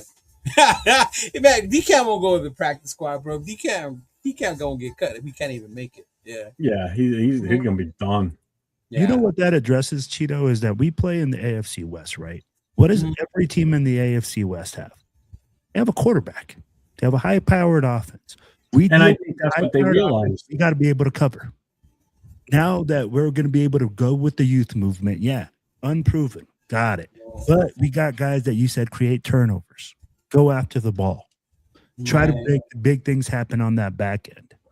Bro, this is what's going to give us the ability to give those front 4, those front 8 to get to the quarterback. If we can cover, give them a little bit more time, that's going to give the offense the offense more opportunities.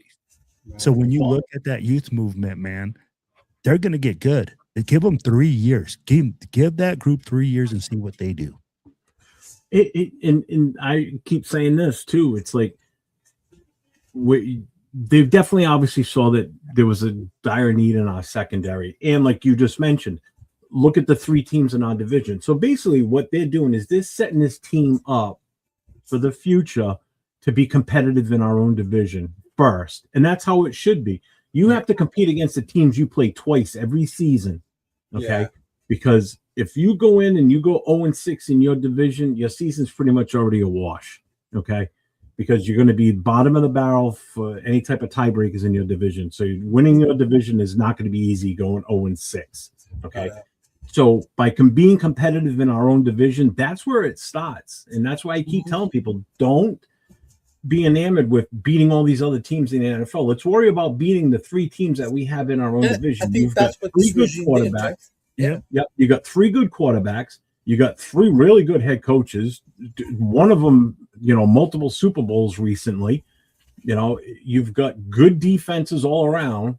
Oh my God, Denver's defense is fucking. Denver's defense is insane. Mahomes just got locked in until 2033 at the $500 million man.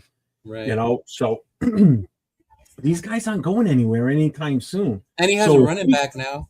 Yeah, all these teams have running backs now. They've got receivers, they got quarterbacks. They're well better put together than we are. We don't know what we are yet. We're still a hidden identity.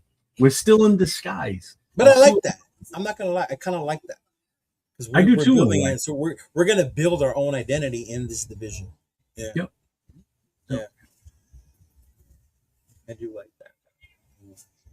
Yeah, young secondary. Well, unproven. Young O line. Hey, and that's what it is. And that's why we were the number 1 pick in the draft, because we were that fucking bad. Right. But again, I go like, hey, man, do we see that there's going to be possibilities with these guys? That's why when people are saying, oh, Buford might start. Cool. Fuck, I'm glad we picked him up then. And it would make sense when he has experience. Yeah. Right? Like in this offense. Yeah. And if he's not the long-term plan, it gives the guys behind him time to learn the system and get better. Because those guys are young. Yes. Yes. But now we have depth. See how that works? But and Buford's young. He's only 25. No, so you think 25. about it. On the offensive line, Colton Miller is by far the oldest guy on this line. Yeah. And he's 29, right? 30? Everybody, yeah, he's going to be 30. Everybody else on this offensive line is around 24 years old, except for like Zoom. Well, Grant and Rogers, they're a year older. Zoom was one of those college forever guys too? Or was he young? Let me see. What's his age? I think Zoom was one of those college forever guys. No, he's not a college forever guy. He's a 4-year guy. So he's like 21, 22? Yep. That's what I'm going to check right now. See how old he is. Zoom. I'm so glad that's like he's not 23. Gonna be 23. Okay. One extra year. COVID year. Yeah. Could be. Yeah, he just didn't take advantage of like some other fools. Motherfuckers coming into the league at 25, 26 years old. Let me ask you guys this. Why is it bad that JPJ could be a 6th man in the rotation? I don't think it's bad. It's not bad. Yeah, but it really is. I think him not being a starter is not good. Like, I'm like, who cares? He could be 6 or 7. You know why, though? I'll tell you why. And it goes back to what Jeff was saying about value of a pick. Because he was our 2nd round pick, you don't want your 2nd round pick to be a 6th man. You expect your 1st, 2nd, maybe sometimes your 3rd round picks to be starters. Yeah. I think that's why it would be bad, right? Yeah. I can see what you're saying there. What up, Steven? Hey, happy birthday to Steven Raider Travis out in the 916 Sacramento, my brother. Shout out to you. Salute. Happy birthday, brother. Saludos. Happy 21st birthday. Hey, you know what, real quick, before we move on, I know we talk about nation divided and all this. Let me just say this. Steven knows my situation. He knows I just found a job. The other day he called me, bro. We were on the phone for like a fucking hour. And it wasn't all about Raiders. He just wanted to see how I was doing, how things were going, how was I transitioning over, right? Things like that. So shout out to him, man, for being just a good dude, an overall friend. And I really appreciated that, Steven, for real, man. So shout out to you, big dog, and happy birthday. And to me, that's what the Raider Nation is about. You know, I would never have met him had I not gone to the thing last year. It was Will and them, right? And it's through there that I met him, and now he's become like a brother to me. So, yeah, shout out to you, man. Appreciate that. Yeah. What other one? What other one was it? That was the one. Oh, there's another one, and shout out to Murph because this is another one that I saw. But Murph brought it up on one of his videos, and I like Murph's little 8-minute videos. They make me laugh. You just let shit up, and I love it. I like it. But a lot of the media, and this goes to national media now, right? Seems to think that we're doing a disservice to our quarterback, to our offense, to our future by not going out there and grabbing a wide receiver or trading for us. Right? We missed the opportunity with the AJ Brown thing. Yeah. This is coming from like NBC reports and Sports Illustrated. And man, and the only reason I bring it up, and it's just because Murphy made it a point, and I agree with him, that's when you can tell that people don't know the pulse of the Raiders and what we're doing. When they make shit like that, because at that point, they're just playing Madden GMs. Mm-hmm. They're looking at seeing what's out there, and there's a wide receiver. Who needs one? The Raiders do. Let's just put him there. Without going into what Kubiak and these guys are trying to build despite tech. Like how as soon as Booty became the topic, they're like, oh, he could go to the Raiders. I was waiting for you to say that. Because I know how much you love New England. Oh, yeah. Hey, shout out to Jay. What's going on, Tonio? Hey, Jeff, what's a quarterback's best friend? Offensive line. An offensive line in the fucking running game. Like, well, exactly. It's actually a center because, I mean, you're the two closest on the field. We're all over the place. I was going to say his OC. But honestly, it's his offensive line in a good running game. Right? That's the best friend for a freaking quarterback. We don't need this big time wide receiver to make a big splash. We need to run the fucking football, play good defense, and allow these guys to grow. I'd be like, they'll make their plays. That's the thing when people go and they say, oh, well, A.J. Brown makes a difference on a good fucking team. When you can run the football, when you can throw the ball to other options and you have all these other guys and you have good coaching, a good culture, you can bring guys like that. Tight end is a quarterback's best friend. See, we all got different. I honestly, I think it's the offensive line as a body of work. Yeah, but it's the center. Go back to Peyton Manning when he was with the Colts. He's like a Jeff Saturday. Yep. You knew that right off the top of your head, and not because he just was, again, it's the position. How about Jalen Hurts and who? Oh, Kelsey, Jason. It's shit like that. These players become the offensive linemen, like the center and the quarterback become so close, and they because they're basically at one point they're two people melded together because of where his hands are. Okay, that's number one. Rodney Hudson. Exactly. I mean, you think back to all these teams that have success, they have a really top-notch center that goes with that top quarterback that they have. So it starts with the communication between those two, because quarterback is the quarterback. He's the field general of that team. Number two in command is basically your center, because your center is the one that's calling out the audibles for the offensive line. And if he doesn't get it right, your quarterback's going to be on his ass. Oh, my God. Remember all the stupid shit we saw with them last year when they were trying to do shit? Yeah. Like I mean, for whatever reason, they kept saying JPJ couldn't get the signals down. Right. He couldn't read the defenses. So even when he was playing center, Kappa was playing right guard, and Kappa was calling out the audibles, which is not how it should be. Okay. Right. And then that's pretty much why they switched him to center and moved JPJ to guard, and then they just fucked with him the rest of the season. Right. Yeah. But even then, because Kappa wasn't the greatest center, the calls were all some dudes didn't know what the fuck they were doing on that O-line. Yep. They didn't know who to block. Oh, it was obvious. It was totally obvious. People were not hitting their blocks. They weren't. Bro, the GM was coaching the offensive line with YouTube. Yeah. We all know this. It's disgusting when you look back at last year. Last year, I mean, we could have all just gone to sleep after week one and just woken up after the draft and go, what the hell happened? Just save me the pain and aggravation of watching 17 games of crap. So do you all agree that needs to stop too? That we need a wide receiver one? We need a wide receiver. At this point, no. We just go with what we got. There's no need at this point. I mean, now, don't get me wrong. If somebody that's a top quality type guy gets cut that you think might be a fit for this system, he might be. Cuts high quality they're not going to cut a guy like that. Half reason, rookie overtakes him. A second-year guy steps up. Craziest shit's happened. You know the one craziest shit has happened? The one that drives me the craziest, Joe.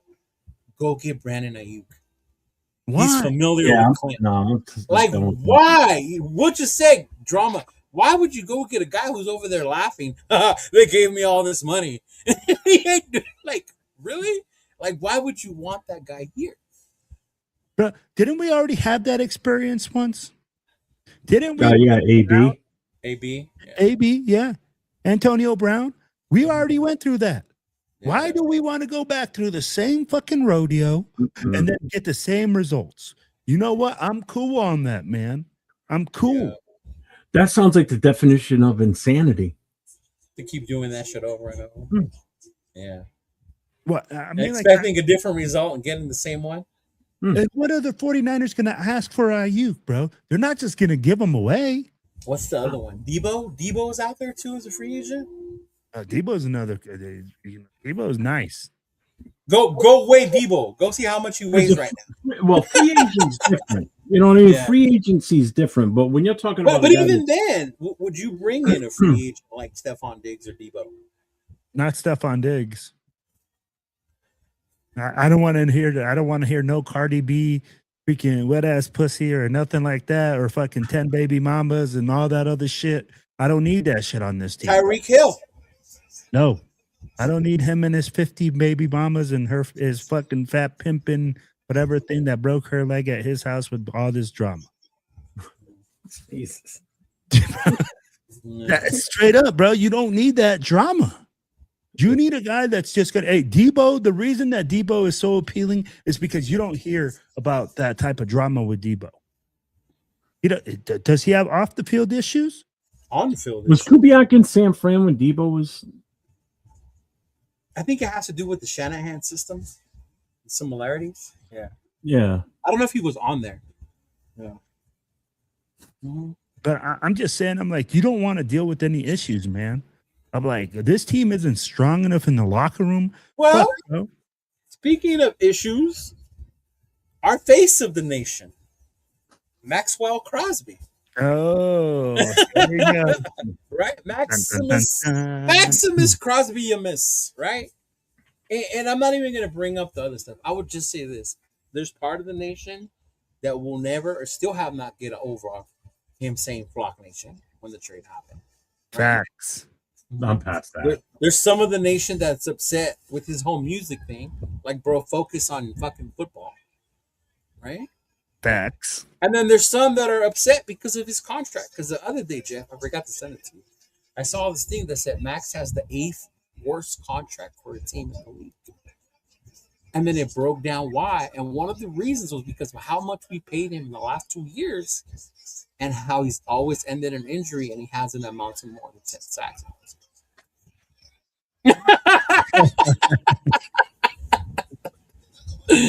Right? I can hear the echoes of past shows that I've said something similar to that, right? And then just to add the ending part, Myles Garrett trade just added even more fuel to that fire. Well, real quick on the Max thing for me, mm-hmm. I guess what kind of pissed me off a little bit here was when he did come back to us after the Ravens thing fell through. Right. He had the chance, a small amount of time, but he still had the chance to show how committed he was to being back with the Raiders. He had the opportunity to restructure his contract. And he didn't. You said that, yeah. And he could have saved some cap space for us, and he didn't.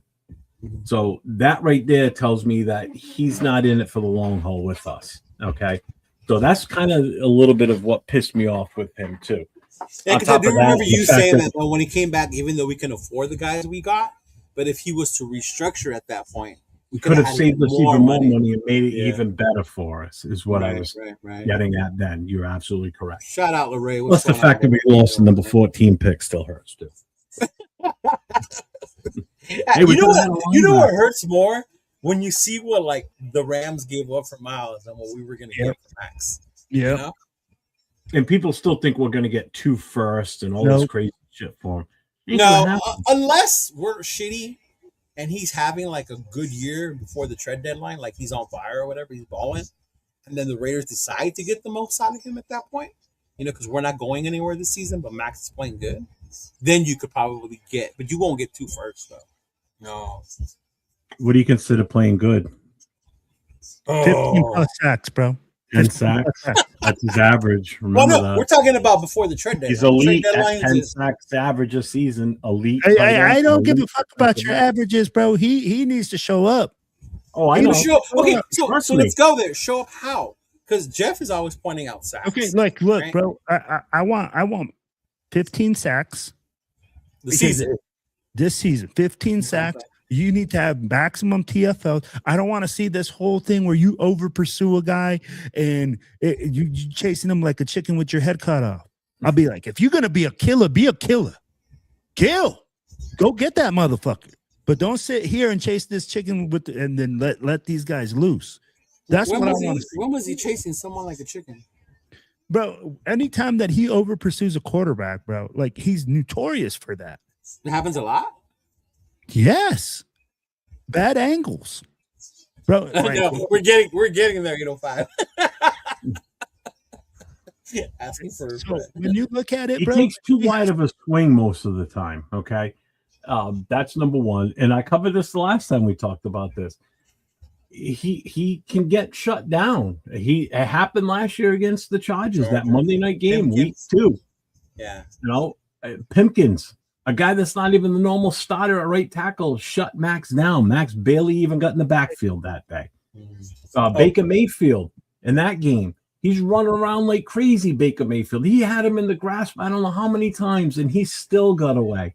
Don't we forget the game that we lost to Arizona a couple of years ago?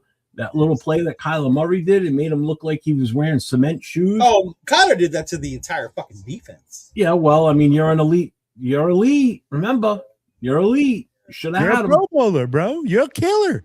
You got to kill. Shout out to Shedeur Sanders, Pro Bowl quarterback. Yes, sir. But, bad angles or bad ankles. Yeah, both. Yeah.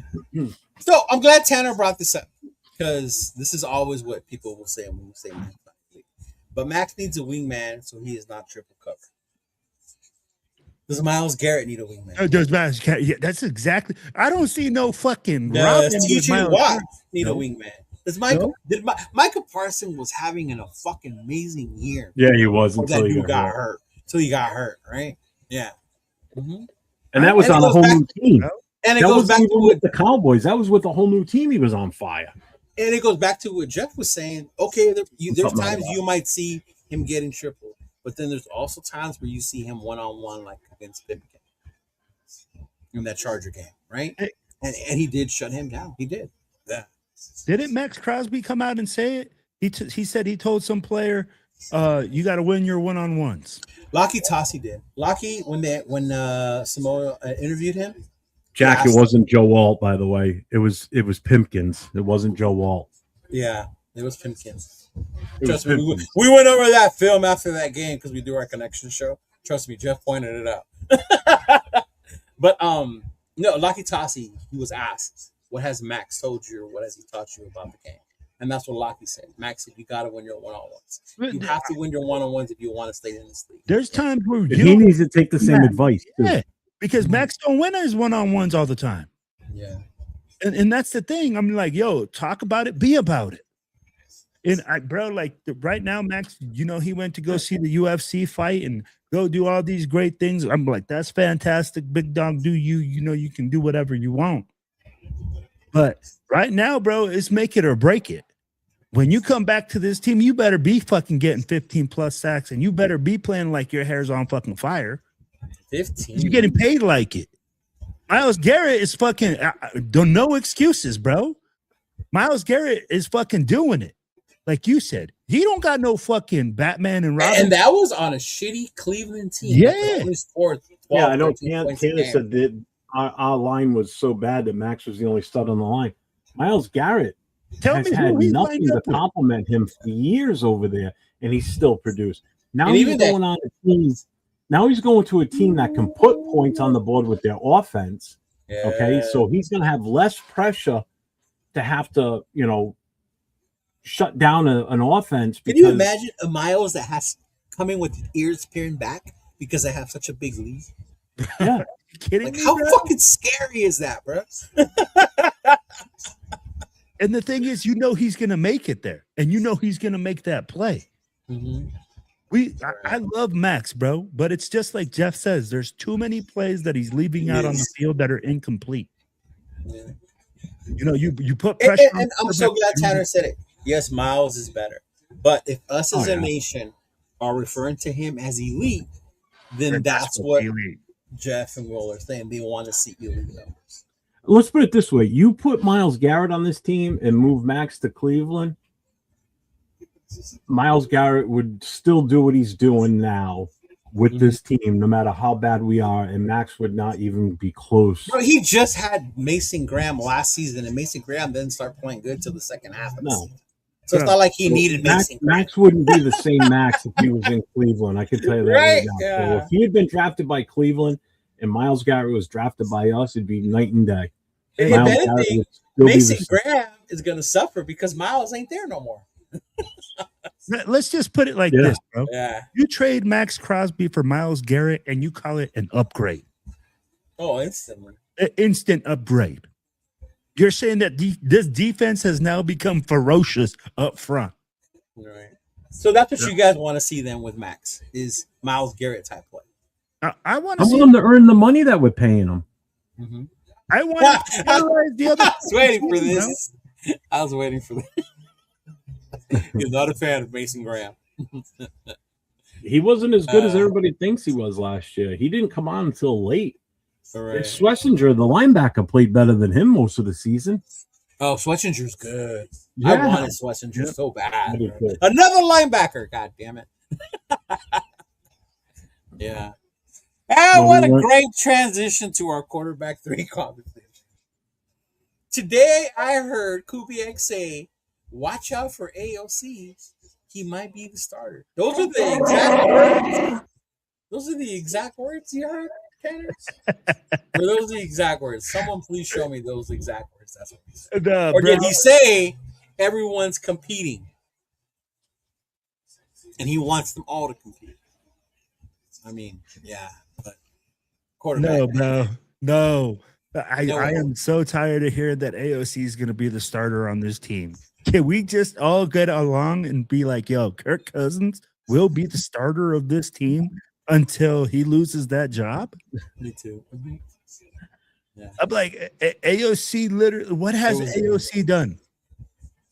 Please tell me, guys, like, what has AOC done that is far superior than what Kirk Cousins has done? I'll tell you what he's done. His first 17-game numbers. I was waiting for you to say that because I was going to say it if you didn't. Of Tom Brady, Joe Montana. It may have took him a couple years to get to 17 games. All right, may have took him a couple years. Oh my gosh, bro. It didn't take him a season or two to get to 17 games. But hey, yeah. Mm-hmm. Yeah, you are. 805 was on a good one. I love it. And he did. And I'm going to say this because he did say watch out. But he said that because if you are thinking about trading him, right? I don't think they should. We'll get into that right now. What else are you going to say other than watch out for this guy? He can be a starter in this league, right? Because now you would have interest from other teams who might be a quarterback. Yeah. You're not going to say out there a lot of that dude's just the backup. Like, what coach is going to go out there and do that? What GM is going to go out there and say that? You got to get maximum value for this guy. I mean, like, honestly, like if you got AOC, somebody must be blowing it up back there. But so if you look at it, why would you say that AOC isn't ready to play? As a coach, you wouldn't. Yeah. And honestly, again, Chido, we are in OTAs. Mm-hmm. We are in shorts and a t-shirt. Like, there's no pressure. There's nobody rushing you. You're literally going through the motions. So I'd be like, right now, shouldn't every player look ready to play? Right. I'd be like, there's nothing to evaluate. What is Kubiak evaluating? 4 or 5 days of practice? Good. His ability to learn the playbook, his ability to... No, water's running somewhere and everybody's in bed. I don't know what the fuck's running. It sounds like my hose out, water outside is running. Whoa. I bet you he's just going after a smoke. This is where you're taking a smoke break. No, but I think that's what they're evaluating, right? His ability to lead, see what kind of player, see what kind of a football player he is, you know? Someone who knows we just drafted a guy number 1 overall. So that obviously tells me that you are not the future of this organization. So how are you going to react to that? Mm-hmm. But hasn't it been like that for him every year? Tell me what's different this year than like other years with AOC. Nobody's ever thought that he's a starter. Nobody like really has said, "Oh yeah, AOC's a fucking dog." Yeah. It's been AOC. I don't know. I heard 805 the other day praising him on his show about how he was this big time quarterback coming out of Purdue and the numbers. Man, if I played fucking 7 years in Purdue, I would have that many fucking numbers too. I would lead the Big Ten in yardage as well if I was at Purdue for 10 years. Right. I'm back. You good? Yeah. Yeah. My daughter's still upstairs. She must have. You're not flooding? She's doing something. No, she's doing something in the kitchen. Just the sink running. Just normally I don't hear it like that this late at night. I was like, what the fuck? AC's off, so it's not that. Oh. Yeah. Why would Jeff go off though? I mean, Jeff, go ahead. The quarterback situation. How are you feeling about the quarterback situation? 3 quarterbacks, 2 AOC. We're gonna carry 3 quarterbacks. Yeah, we're gonna carry 3. Why wouldn't we? Yeah, it'd be crazy. It's a roster spot. Most teams don't carry 3. Yeah, but last year. But you're not gonna. So if we don't carry 3 and we do something with AOC where he's gone, so we go with Gino. Oh my God. That's how traumatized I am from last year. It's my mic, not about. We go with Kirk Cousins as the starter. Mendoza is now the backup. If Kirk Cousins gets hurt week 1, now we're throwing Mendoza out there with an unproven offensive line with no additional backup. Agreed. And then, all right, now Cousins is out for a while. Now we're scrambling to find another quarterback. No, we're gonna we did last year when Aiden got hurt in the preseason and we traded for Kenny Pickett. Yeah, so we're gonna go with 3. I can't see us. We're not gonna put any of these guys on the practice squad. Not even the guy we drafted later on. He's gonna be cut. Well, the guy we picked up and undrafted. Yeah. I do too. I think he'll be the backup, and that's fine. I do too. I think the season starts with Mendoza as QB3 right now. And he only comes in an emergency situation. And I'm glad you said that. Is that a bad thing? Because a lot of people get in their head, this guy's number 1, and he couldn't beat out Aiden. Are you kidding me, bro? It's not that.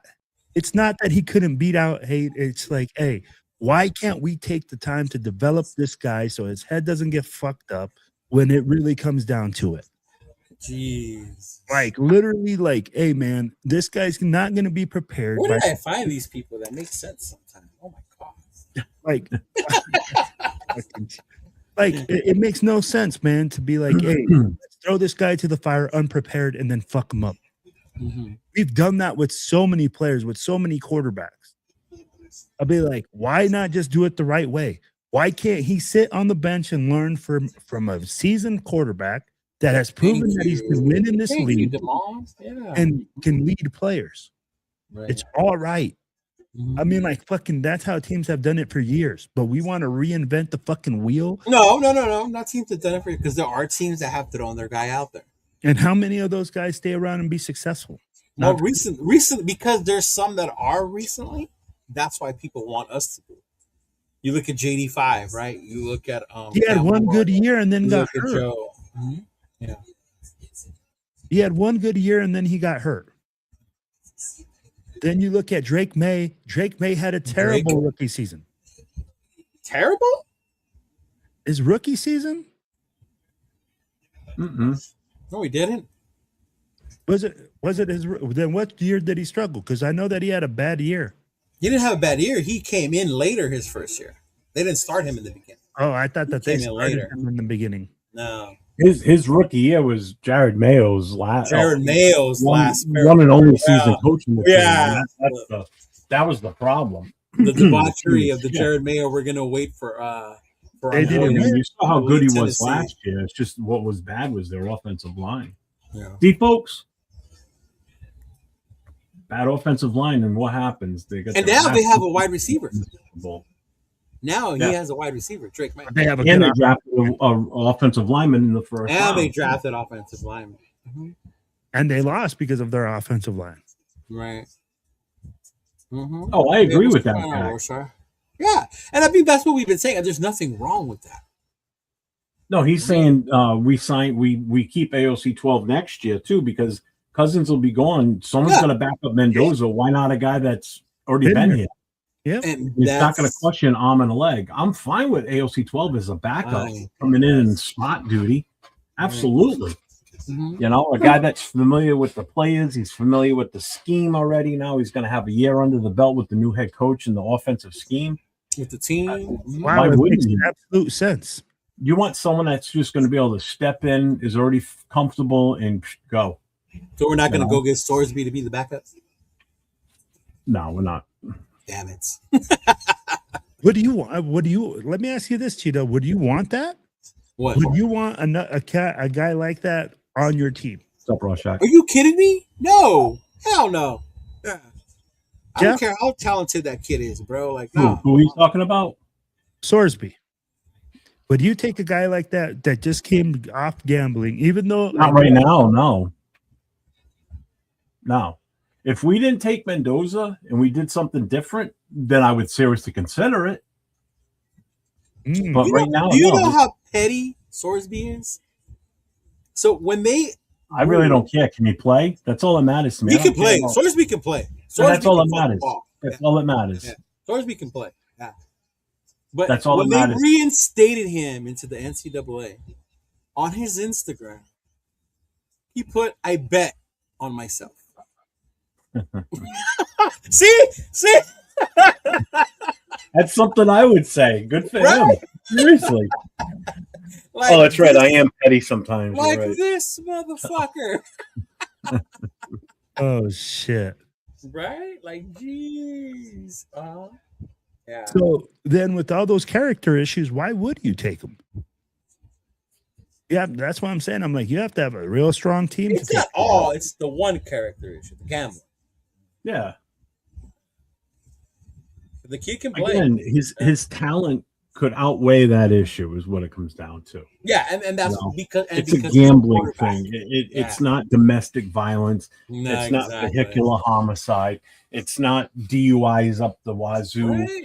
It's not all. It's not stuff that's damaging to other people in a physical manner. Right, this is something where he walked up with some money, went to a bookie or whatever, and said, "Here, betting that on Texas Tech on the over." Okay, now it might that's not be different. bad, like how Jeff is saying. He's not beating people up. It's against the rules. He broke rules. He broke the rules, but to players who have played here for long, and Lincoln Kennedy was upset, about what Sorsby did because of the integrity of the game and the game that he cherishes, that he played for so long. So I get that part too. Exactly, yeah, I get that, definitely. Mm-hmm. But darn well, whoever picks him up, the NFL is going to have a talk. Could you not see Jerry Jones doing it? Oh yeah, I've already said Dallas is one of them. Yeah, they'll take that risk if they see that the reward outweighs the risk. Yep, right. I think it makes a difference on, like you said, it's going to be a strong organization. All right, is Dallas considered a strong organization? I mean, Jerry Jones rules the roost. He rules. Yeah, he rules over there. Cocaine and hookers with strong organization.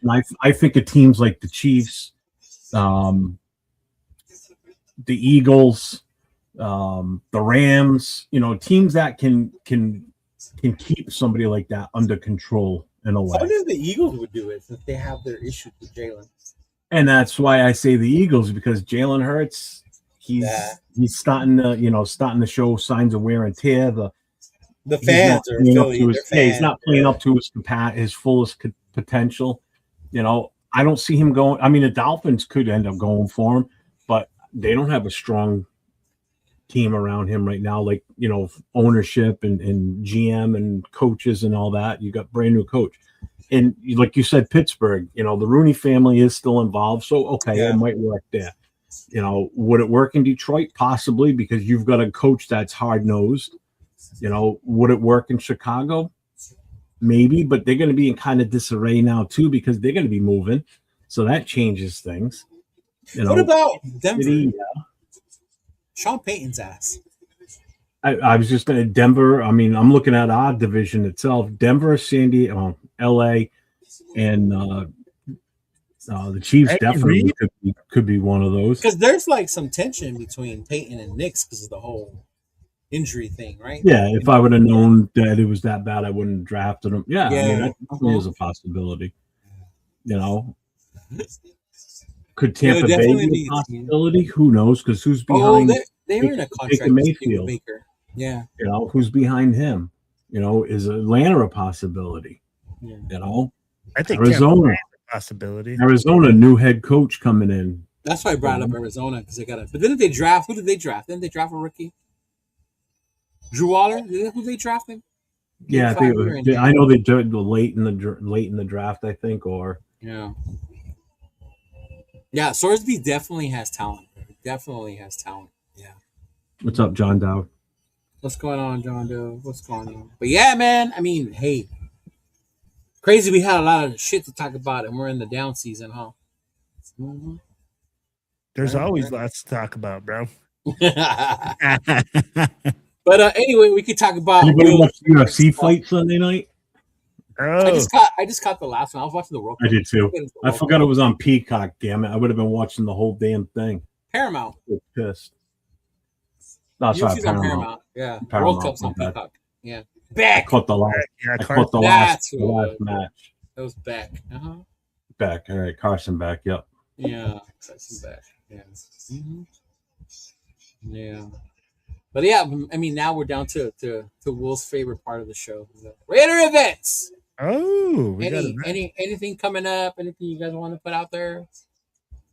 I gotta find mine. What's up, Manuel? Fuck, I put it. Mm-hmm. Cheeto has his backpack event. That's what I'm looking for. Mm-hmm. I like it, shoot. Jeff, you have the flyers you were gonna share? No. Come on, Cheeto, you gotta have it together, bro. I thought you guys had this whole thing like already lined up. I was gonna have time to. Oh, you were producing the show tonight. You were the producer, remember? Yeah, but I told you guys. I mean, you saw what Will did last week. It was like 30 things at the bottom of the screen last week. Oh my god, in one long ass month. Yeah, I was gonna say one 45-minute video. Jesus Christ, that shit was long. Oh my god. All I know is I did not get I didn't get the email that I was supposed to get from a certain person today. Oh, that's why I was asking, asshole. That's all you Oh, that? No, I didn't get that. But I think Will knows the full details on it. So does he? Well, you guys already wasted your time, so now I'm gonna go first. Mm-hmm. I do have something to add, though. You do? Mm-hmm. Before we do events, football related? No, it's an event thing. It's an event thing, but go ahead. You do your thing first. First of all, we're a Notorious team, okay? But yes. Right. But anyway, Fremont Raider Nation block party, right? Home opening weekend in Las Vegas. Your boy Cheeto will be at Fremont. And we'll be at the Fremont Country Club. We will have the Cheeto Lounge in full effect. We will have new merch, everything out there. So make sure you grab your tickets. The performer, one of the performers has already been announced. It is none other than West CFLE, Dub C himself, Westside Connection, will be the performer there. So if you want, that's one of the things you want to do. Go ahead and grab your tickets. You can see this flyer on my page, on Raider Crusaders, as well as my other people. There you go, Jeff. Yeah. I have to physically put my fingers together. I saw him go like this. Right. So Silver and Black Weekend, that's one of the events. That's the one where I will be at Saturday. And then of course we have other ones. We do have the Friday. Right? Road Island. I didn't save them. Do you have the one for the Fremont on Friday? Let me look for it. I think I have it on my other page. I don't. Yeah. I think. Go ahead and share what you were going to share. Mm-hmm. I don't have a flyer to put up yet. I haven't made it. I'm gonna probably do that. Oh, your signing thing? Yes. So anybody that's coming out to New York for the Raiders Jets game, I've got an update on the Saturday night party at Reds. So what's going to happen now is the party starts at 6 o'clock. The place doesn't close till 2, so we can stay there as long as we want. We've got the entire first floor. Huh? Dress up party? Yes. So Saturday night in New York, in New Jersey at Reds, it's Halloween night. So it's going to be costume optional. We're going to turn into a Halloween party while we're there. So if you want to wear a costume, go for it. She may or may not be dressed as a Ghostbuster that day. But one of the big things that's going to go on at this, it's now turned into a book signing by Phil Villapiano. Oh, shit. Oh. So this is 100% confirmed today. So Phil will be there signing books. His new book that just came out, Just Tackle, Baby. It's from 6 o'clock to 8 o'clock. He'll be signing the books. The books are $30 a piece and $10 for the autograph. So $40 gets you the book and the autograph. If you already have your book and you're bringing it with you, it's just a charge of $10 for the autograph. But he will have books for sale if you haven't bought one yet. The books are $30 a piece. He's going to have about 200 books on hand available for us. During that 6 to 8 o'clock time frame, it's going to be strictly just signing for the books only. If he hangs around for a little bit after that, he may sign other stuff. Okay, but just so everybody's aware, from 6 to 8, it's strictly just the book signing, and that will be it. But he will be there a little bit afterwards, telling his stories like he always does. So if you guys go, make sure you guys buy him a drink though too. Shit, so, bro, that's fucking. you'd absolutely awesome. love that. Yes, sir. Piano, number 41 himself will be there in the flesh on that Saturday night. Hey, I told you, Jeff. I told you there was something happening like that. Shit. Sometimes you just got to believe, but this is fucking awesome. I got a phone call today from Terry Russell, the president of the Jersey Shore Booster Club, which actually was founded by Phil Villapiano. Cabs here. Phil will be there. Yeah, that's fucking awesome, bro. I'll be like, hey, guys, check that out, man. This New York event is going to be off the chain at Reds, man. I cannot believe that we're going to have fucking. And I got one more thing. Oh, woo. What else? So as we broke last week with Israel on the screen with us too, I talked with JT, the president of the New York City chapter, and what we're going to be doing is we're going to be coming up. Him and I are going to talk later this week. We've got the 2 tickets that Israel and his chapter donated for a raffle for the Raiders Jets game. We're going to raffle them off ahead of time. So what we're going to do is we're going to do some sort of an online thing where I'm going to put a flyer out with a QR code for the New York City chapter's Venmo. So all money will go to that, and you'll be buying it. We're going to set the price. We don't know what it's going to be yet, but that should come out probably within the next week or two, and we'll get that out there. So we're going to start doing the pre-sale on those tickets, and we'll pick a date when we're going to do the drawing. So if you haven't gotten your Jets tickets yet, you got a chance to win 2 tickets to the game for the Raiders and the Jets in New York on November 1st, 2026. So keep your eyes out for that. But when it does drop, we'll mention it on here, and any other show that I do, you'll see it mentioned. So just wanted to put that out there that we do have tickets too. You do? Well, we were going to have the 2 tickets, yeah. But Israel's got those right now, so. I got another event. I just remembered. Here it is right here. I gotta start writing these down. Anyway, this is for those of you who will be going to the Big Easy, New Orleans, right? So the Oakland crew, Myra and them, if you don't know them, I don't know what's wrong with y'all, but those can throw a motherfucking party. I had the pleasure of going with them to Chicago, and let me tell you, we had a boat cruise party, and that was lit. It was awesome. So this year they will be doing this in New Orleans, right? So the Cruise Throwdown in the Bayou, 3rd edition. You do not want to miss out on this, right? It will definitely be having Chris Protect the Shield, Turf, the Ultimate Raider fan, will be there as well, and the Severe Raider, right? They do sell tickets, so you'll definitely be able to find this on my page as well, right? But it says Saturday, September 26th from 7 to 10 p.m. Pat O'Brien's is St. Peter, New Orleans, French Quarter, featuring Oakland's DJ Phil, DeRio, and DJ Cal. All you can eat and drink premium alcohol, right? Be careful now. That's how people lose teeth in New Orleans, so be careful out there. That's how you lose teeth in New Orleans. Hey, man, those hurricanes creep up on you, dog. But yeah, so definitely if you're looking for something to do in the Big Easy, then that's one of the spots you can go to. So shout out to Myra and the crew. You could also see this flag on my page. You can see it on Chris Protect the Shield, on Severe's, and on the Ultimate Raider fan. It has the Cash App there right there, Kelvin. So make sure you do hit them up, because I do believe the wristbands sell out after a while. So you don't want to miss out on that. Yeah. Mm-hmm. We got a lot of stuff. There were so many games. We hadn't even started the damn season, right? That's crazy. Like, oh, I man. got so much going on this season. It's not even funny. I got my hands in 2 games, the Patriots and the Jets. Then I'm going to be out there week 1 home opener, and then I'm going to LA after that. So it's going to be a busy season for me. I've never gone to more than 1 game in a season. Last year I went to 2, and this year I'm going to go to 4, possibly. Awesome. Why is there 2 Raiders against the world? Did you guys know that?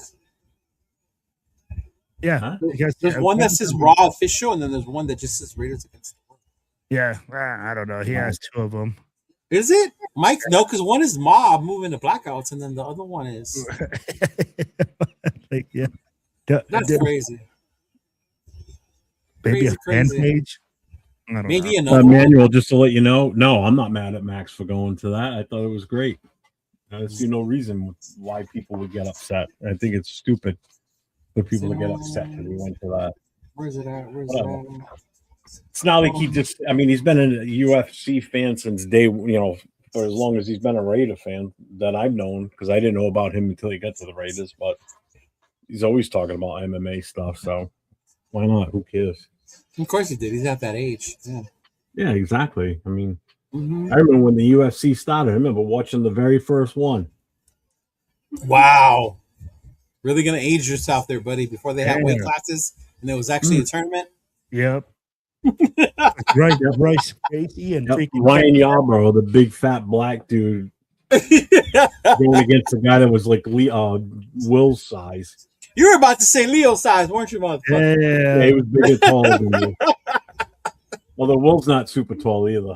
It's probably more like my height, like about 6 something. Yeah, he broke his hand on the guy's face and he still beat him. Yeah. But yeah, here's another one. Here's another one. This one's coming up. And you reminded me because you brought up Israel. Bolsa Chica. Yeah, but this is Bolsa Chica, right? We got Bolsa Chica coming up. This is the annual beach event that happens down here in SoCal. So this year, Mike, is taking the lead. Raiders against the world, right? Get ready, fam. We'll be there, definitely supporting. It's a 2-day thing, bro. It's July 18 and 19. So July 18, we'll be at the beach. I will be bringing 2 canopies, and I just found out our boy Israel is coming down for this event, so he will be there. Damn. Yes, that's Lovelock, right? Yep. So shout out to TBH Lovelock. They will be here. They're going to be coming down. When is this? This is July 18 and 19. Yeah. So the day of the beach is the 18th. That's the day we all go to the beach and things like that. And then the 19th is the brunch. They're having an actual brunch, and at the brunch, they're going to have Greg Townsend's going to be there. And then he's going to have other super fans. Yeah. So then it's going to be a 2-day event for that weekend. So that's the next one that's coming up down here in SoCal. In July is the Bolsa Chica takeover. Yeah. Maybe I can go out there for the 19th and stay until the season starts. Oh, good Lord.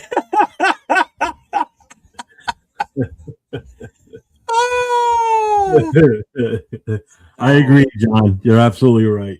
But yeah, make sure you follow Raiders Against the World, also the MOB, the Movement of Blackouts. You can get more information. Each time they've been dropping more and more and more people that are going to be in there and be part of it. But yeah, Greg Townsend's going to be there. Yes, Greg Townsend is an awesome dude, bro. Nice. Actually, while I'm on the subject of Movement of Black and Raw Nation, Raiders Against the World, Mike is actually planning a Friday night meet and greet in New Jersey. So he's handling the Friday night thing with his organization, and then he's partnered with us with the promotion for Reds too. So, oh yeah, he'll be dropping that soon, I hope. So.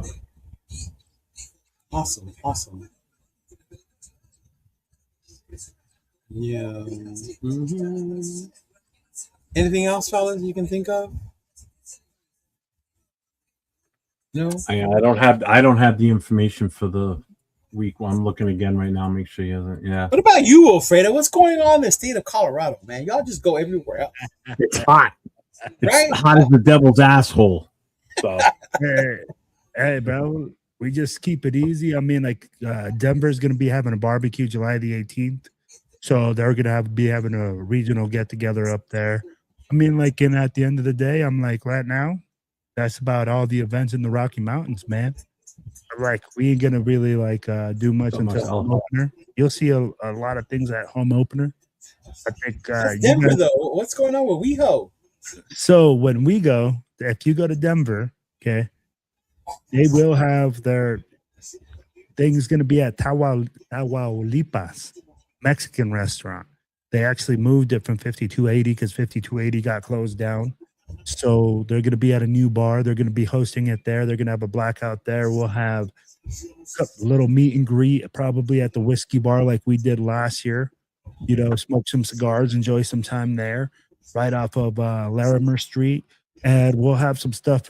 We're already trying to get some stuff for you guys. So that way, if you guys come in from out of town, I know that some of you guys would like to do some cannabis tours, or, you know, we might line up some What did you think we are, potheads? well, hey, there's some of us that do participate, so you know we're gonna try to accommodate for all.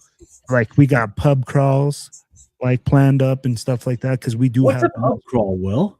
Well, hey, we do have the most microbreweries per square area out of all the whole nation. So we want to show you guys everything that we do. You do? Yep.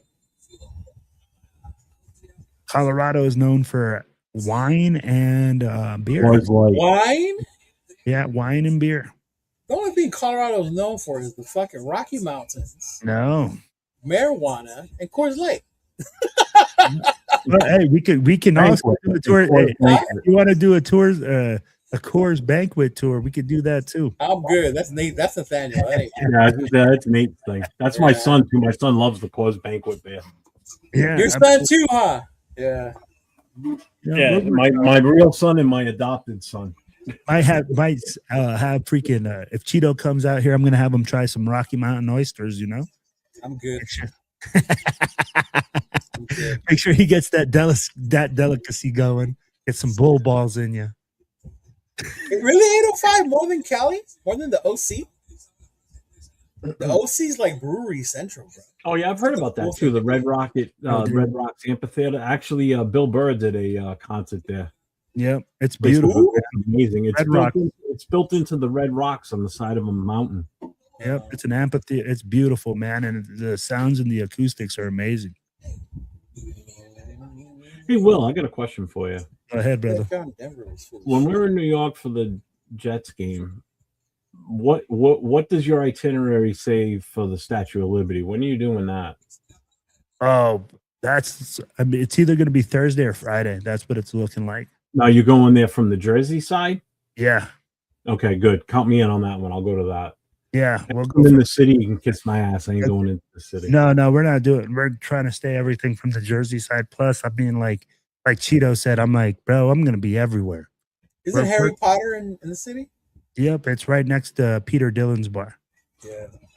So I mean, like, there's gonna be so many plans, man. I can't wait to go to New York City, freaking kick it with you guys and do all that. I'm like, I can't wait for Jeff to tell me all the stories about home opener and everything that you guys got going on over there. But like, it's gonna be a blast, man.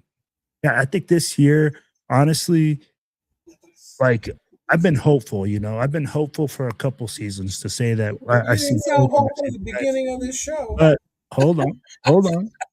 I'm saying like this. I'm saying I think that we're gonna go in a positive direction, and by the team just winning a couple more games, I think it's gonna show people that, hey, you know what? It might not be a fast process.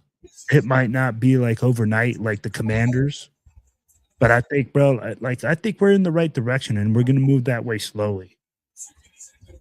You know what? I don't even want it to be like the Commanders because I want it to sustain over time. Yeah, I want it to be a 1-year wonder. You know what I mean? Yeah. Like I wanted to. That's why I wanted to go slowly and trust the process. Because you saw when Kansas City did that. You know what I mean? Yeah. Like if it shoots up and it stays this way, then I'm good. But right. if it comes up like this year and then comes crashing down in 27, fuck that.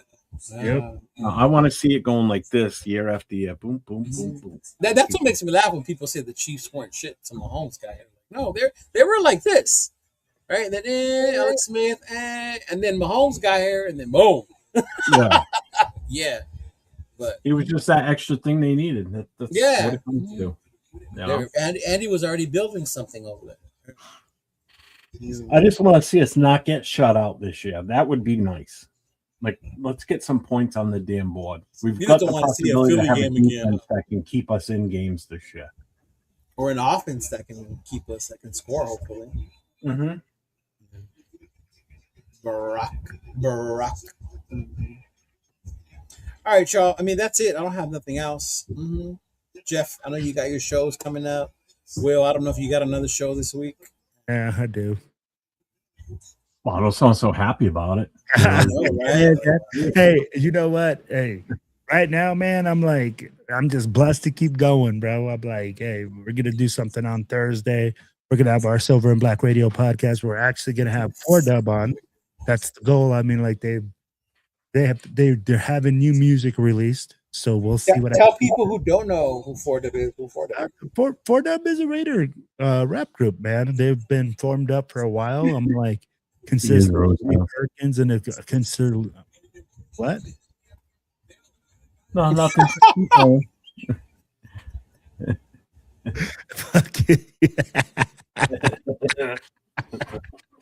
4Dub, they got new music coming out? Yeah, man, they got some new music coming out, so they're working on putting those music videos together, and hopefully we'll have them for you guys on Thursday. Then I'm going to be doing the Vinny and Will show. We're dropping a new show on Friday. I'll be like, you'll see some new guys from Europe being dropped. I mean, like, just new shows coming out, man, on a weekly basis. Oh, that's the European football, right? Yeah. Okay. Isn't that soccer? No. Actual football. Football. I didn't even know they had the Euro League still. Yeah, bro, they do. They got a couple Euro leagues. So it's just interesting to bring players over there, players that are playing abroad and getting their experience, you know.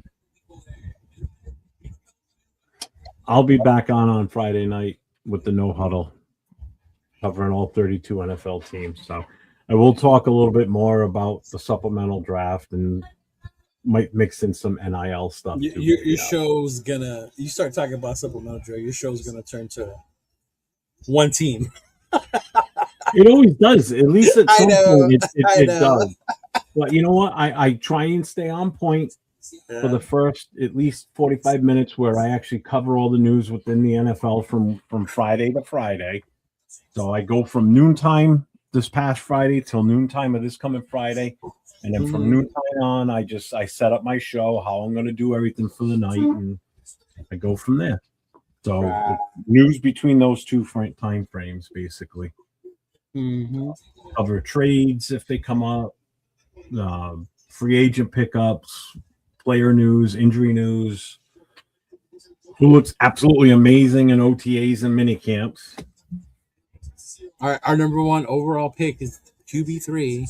QB3. Yeah. You know Drake May was QB3 before he started.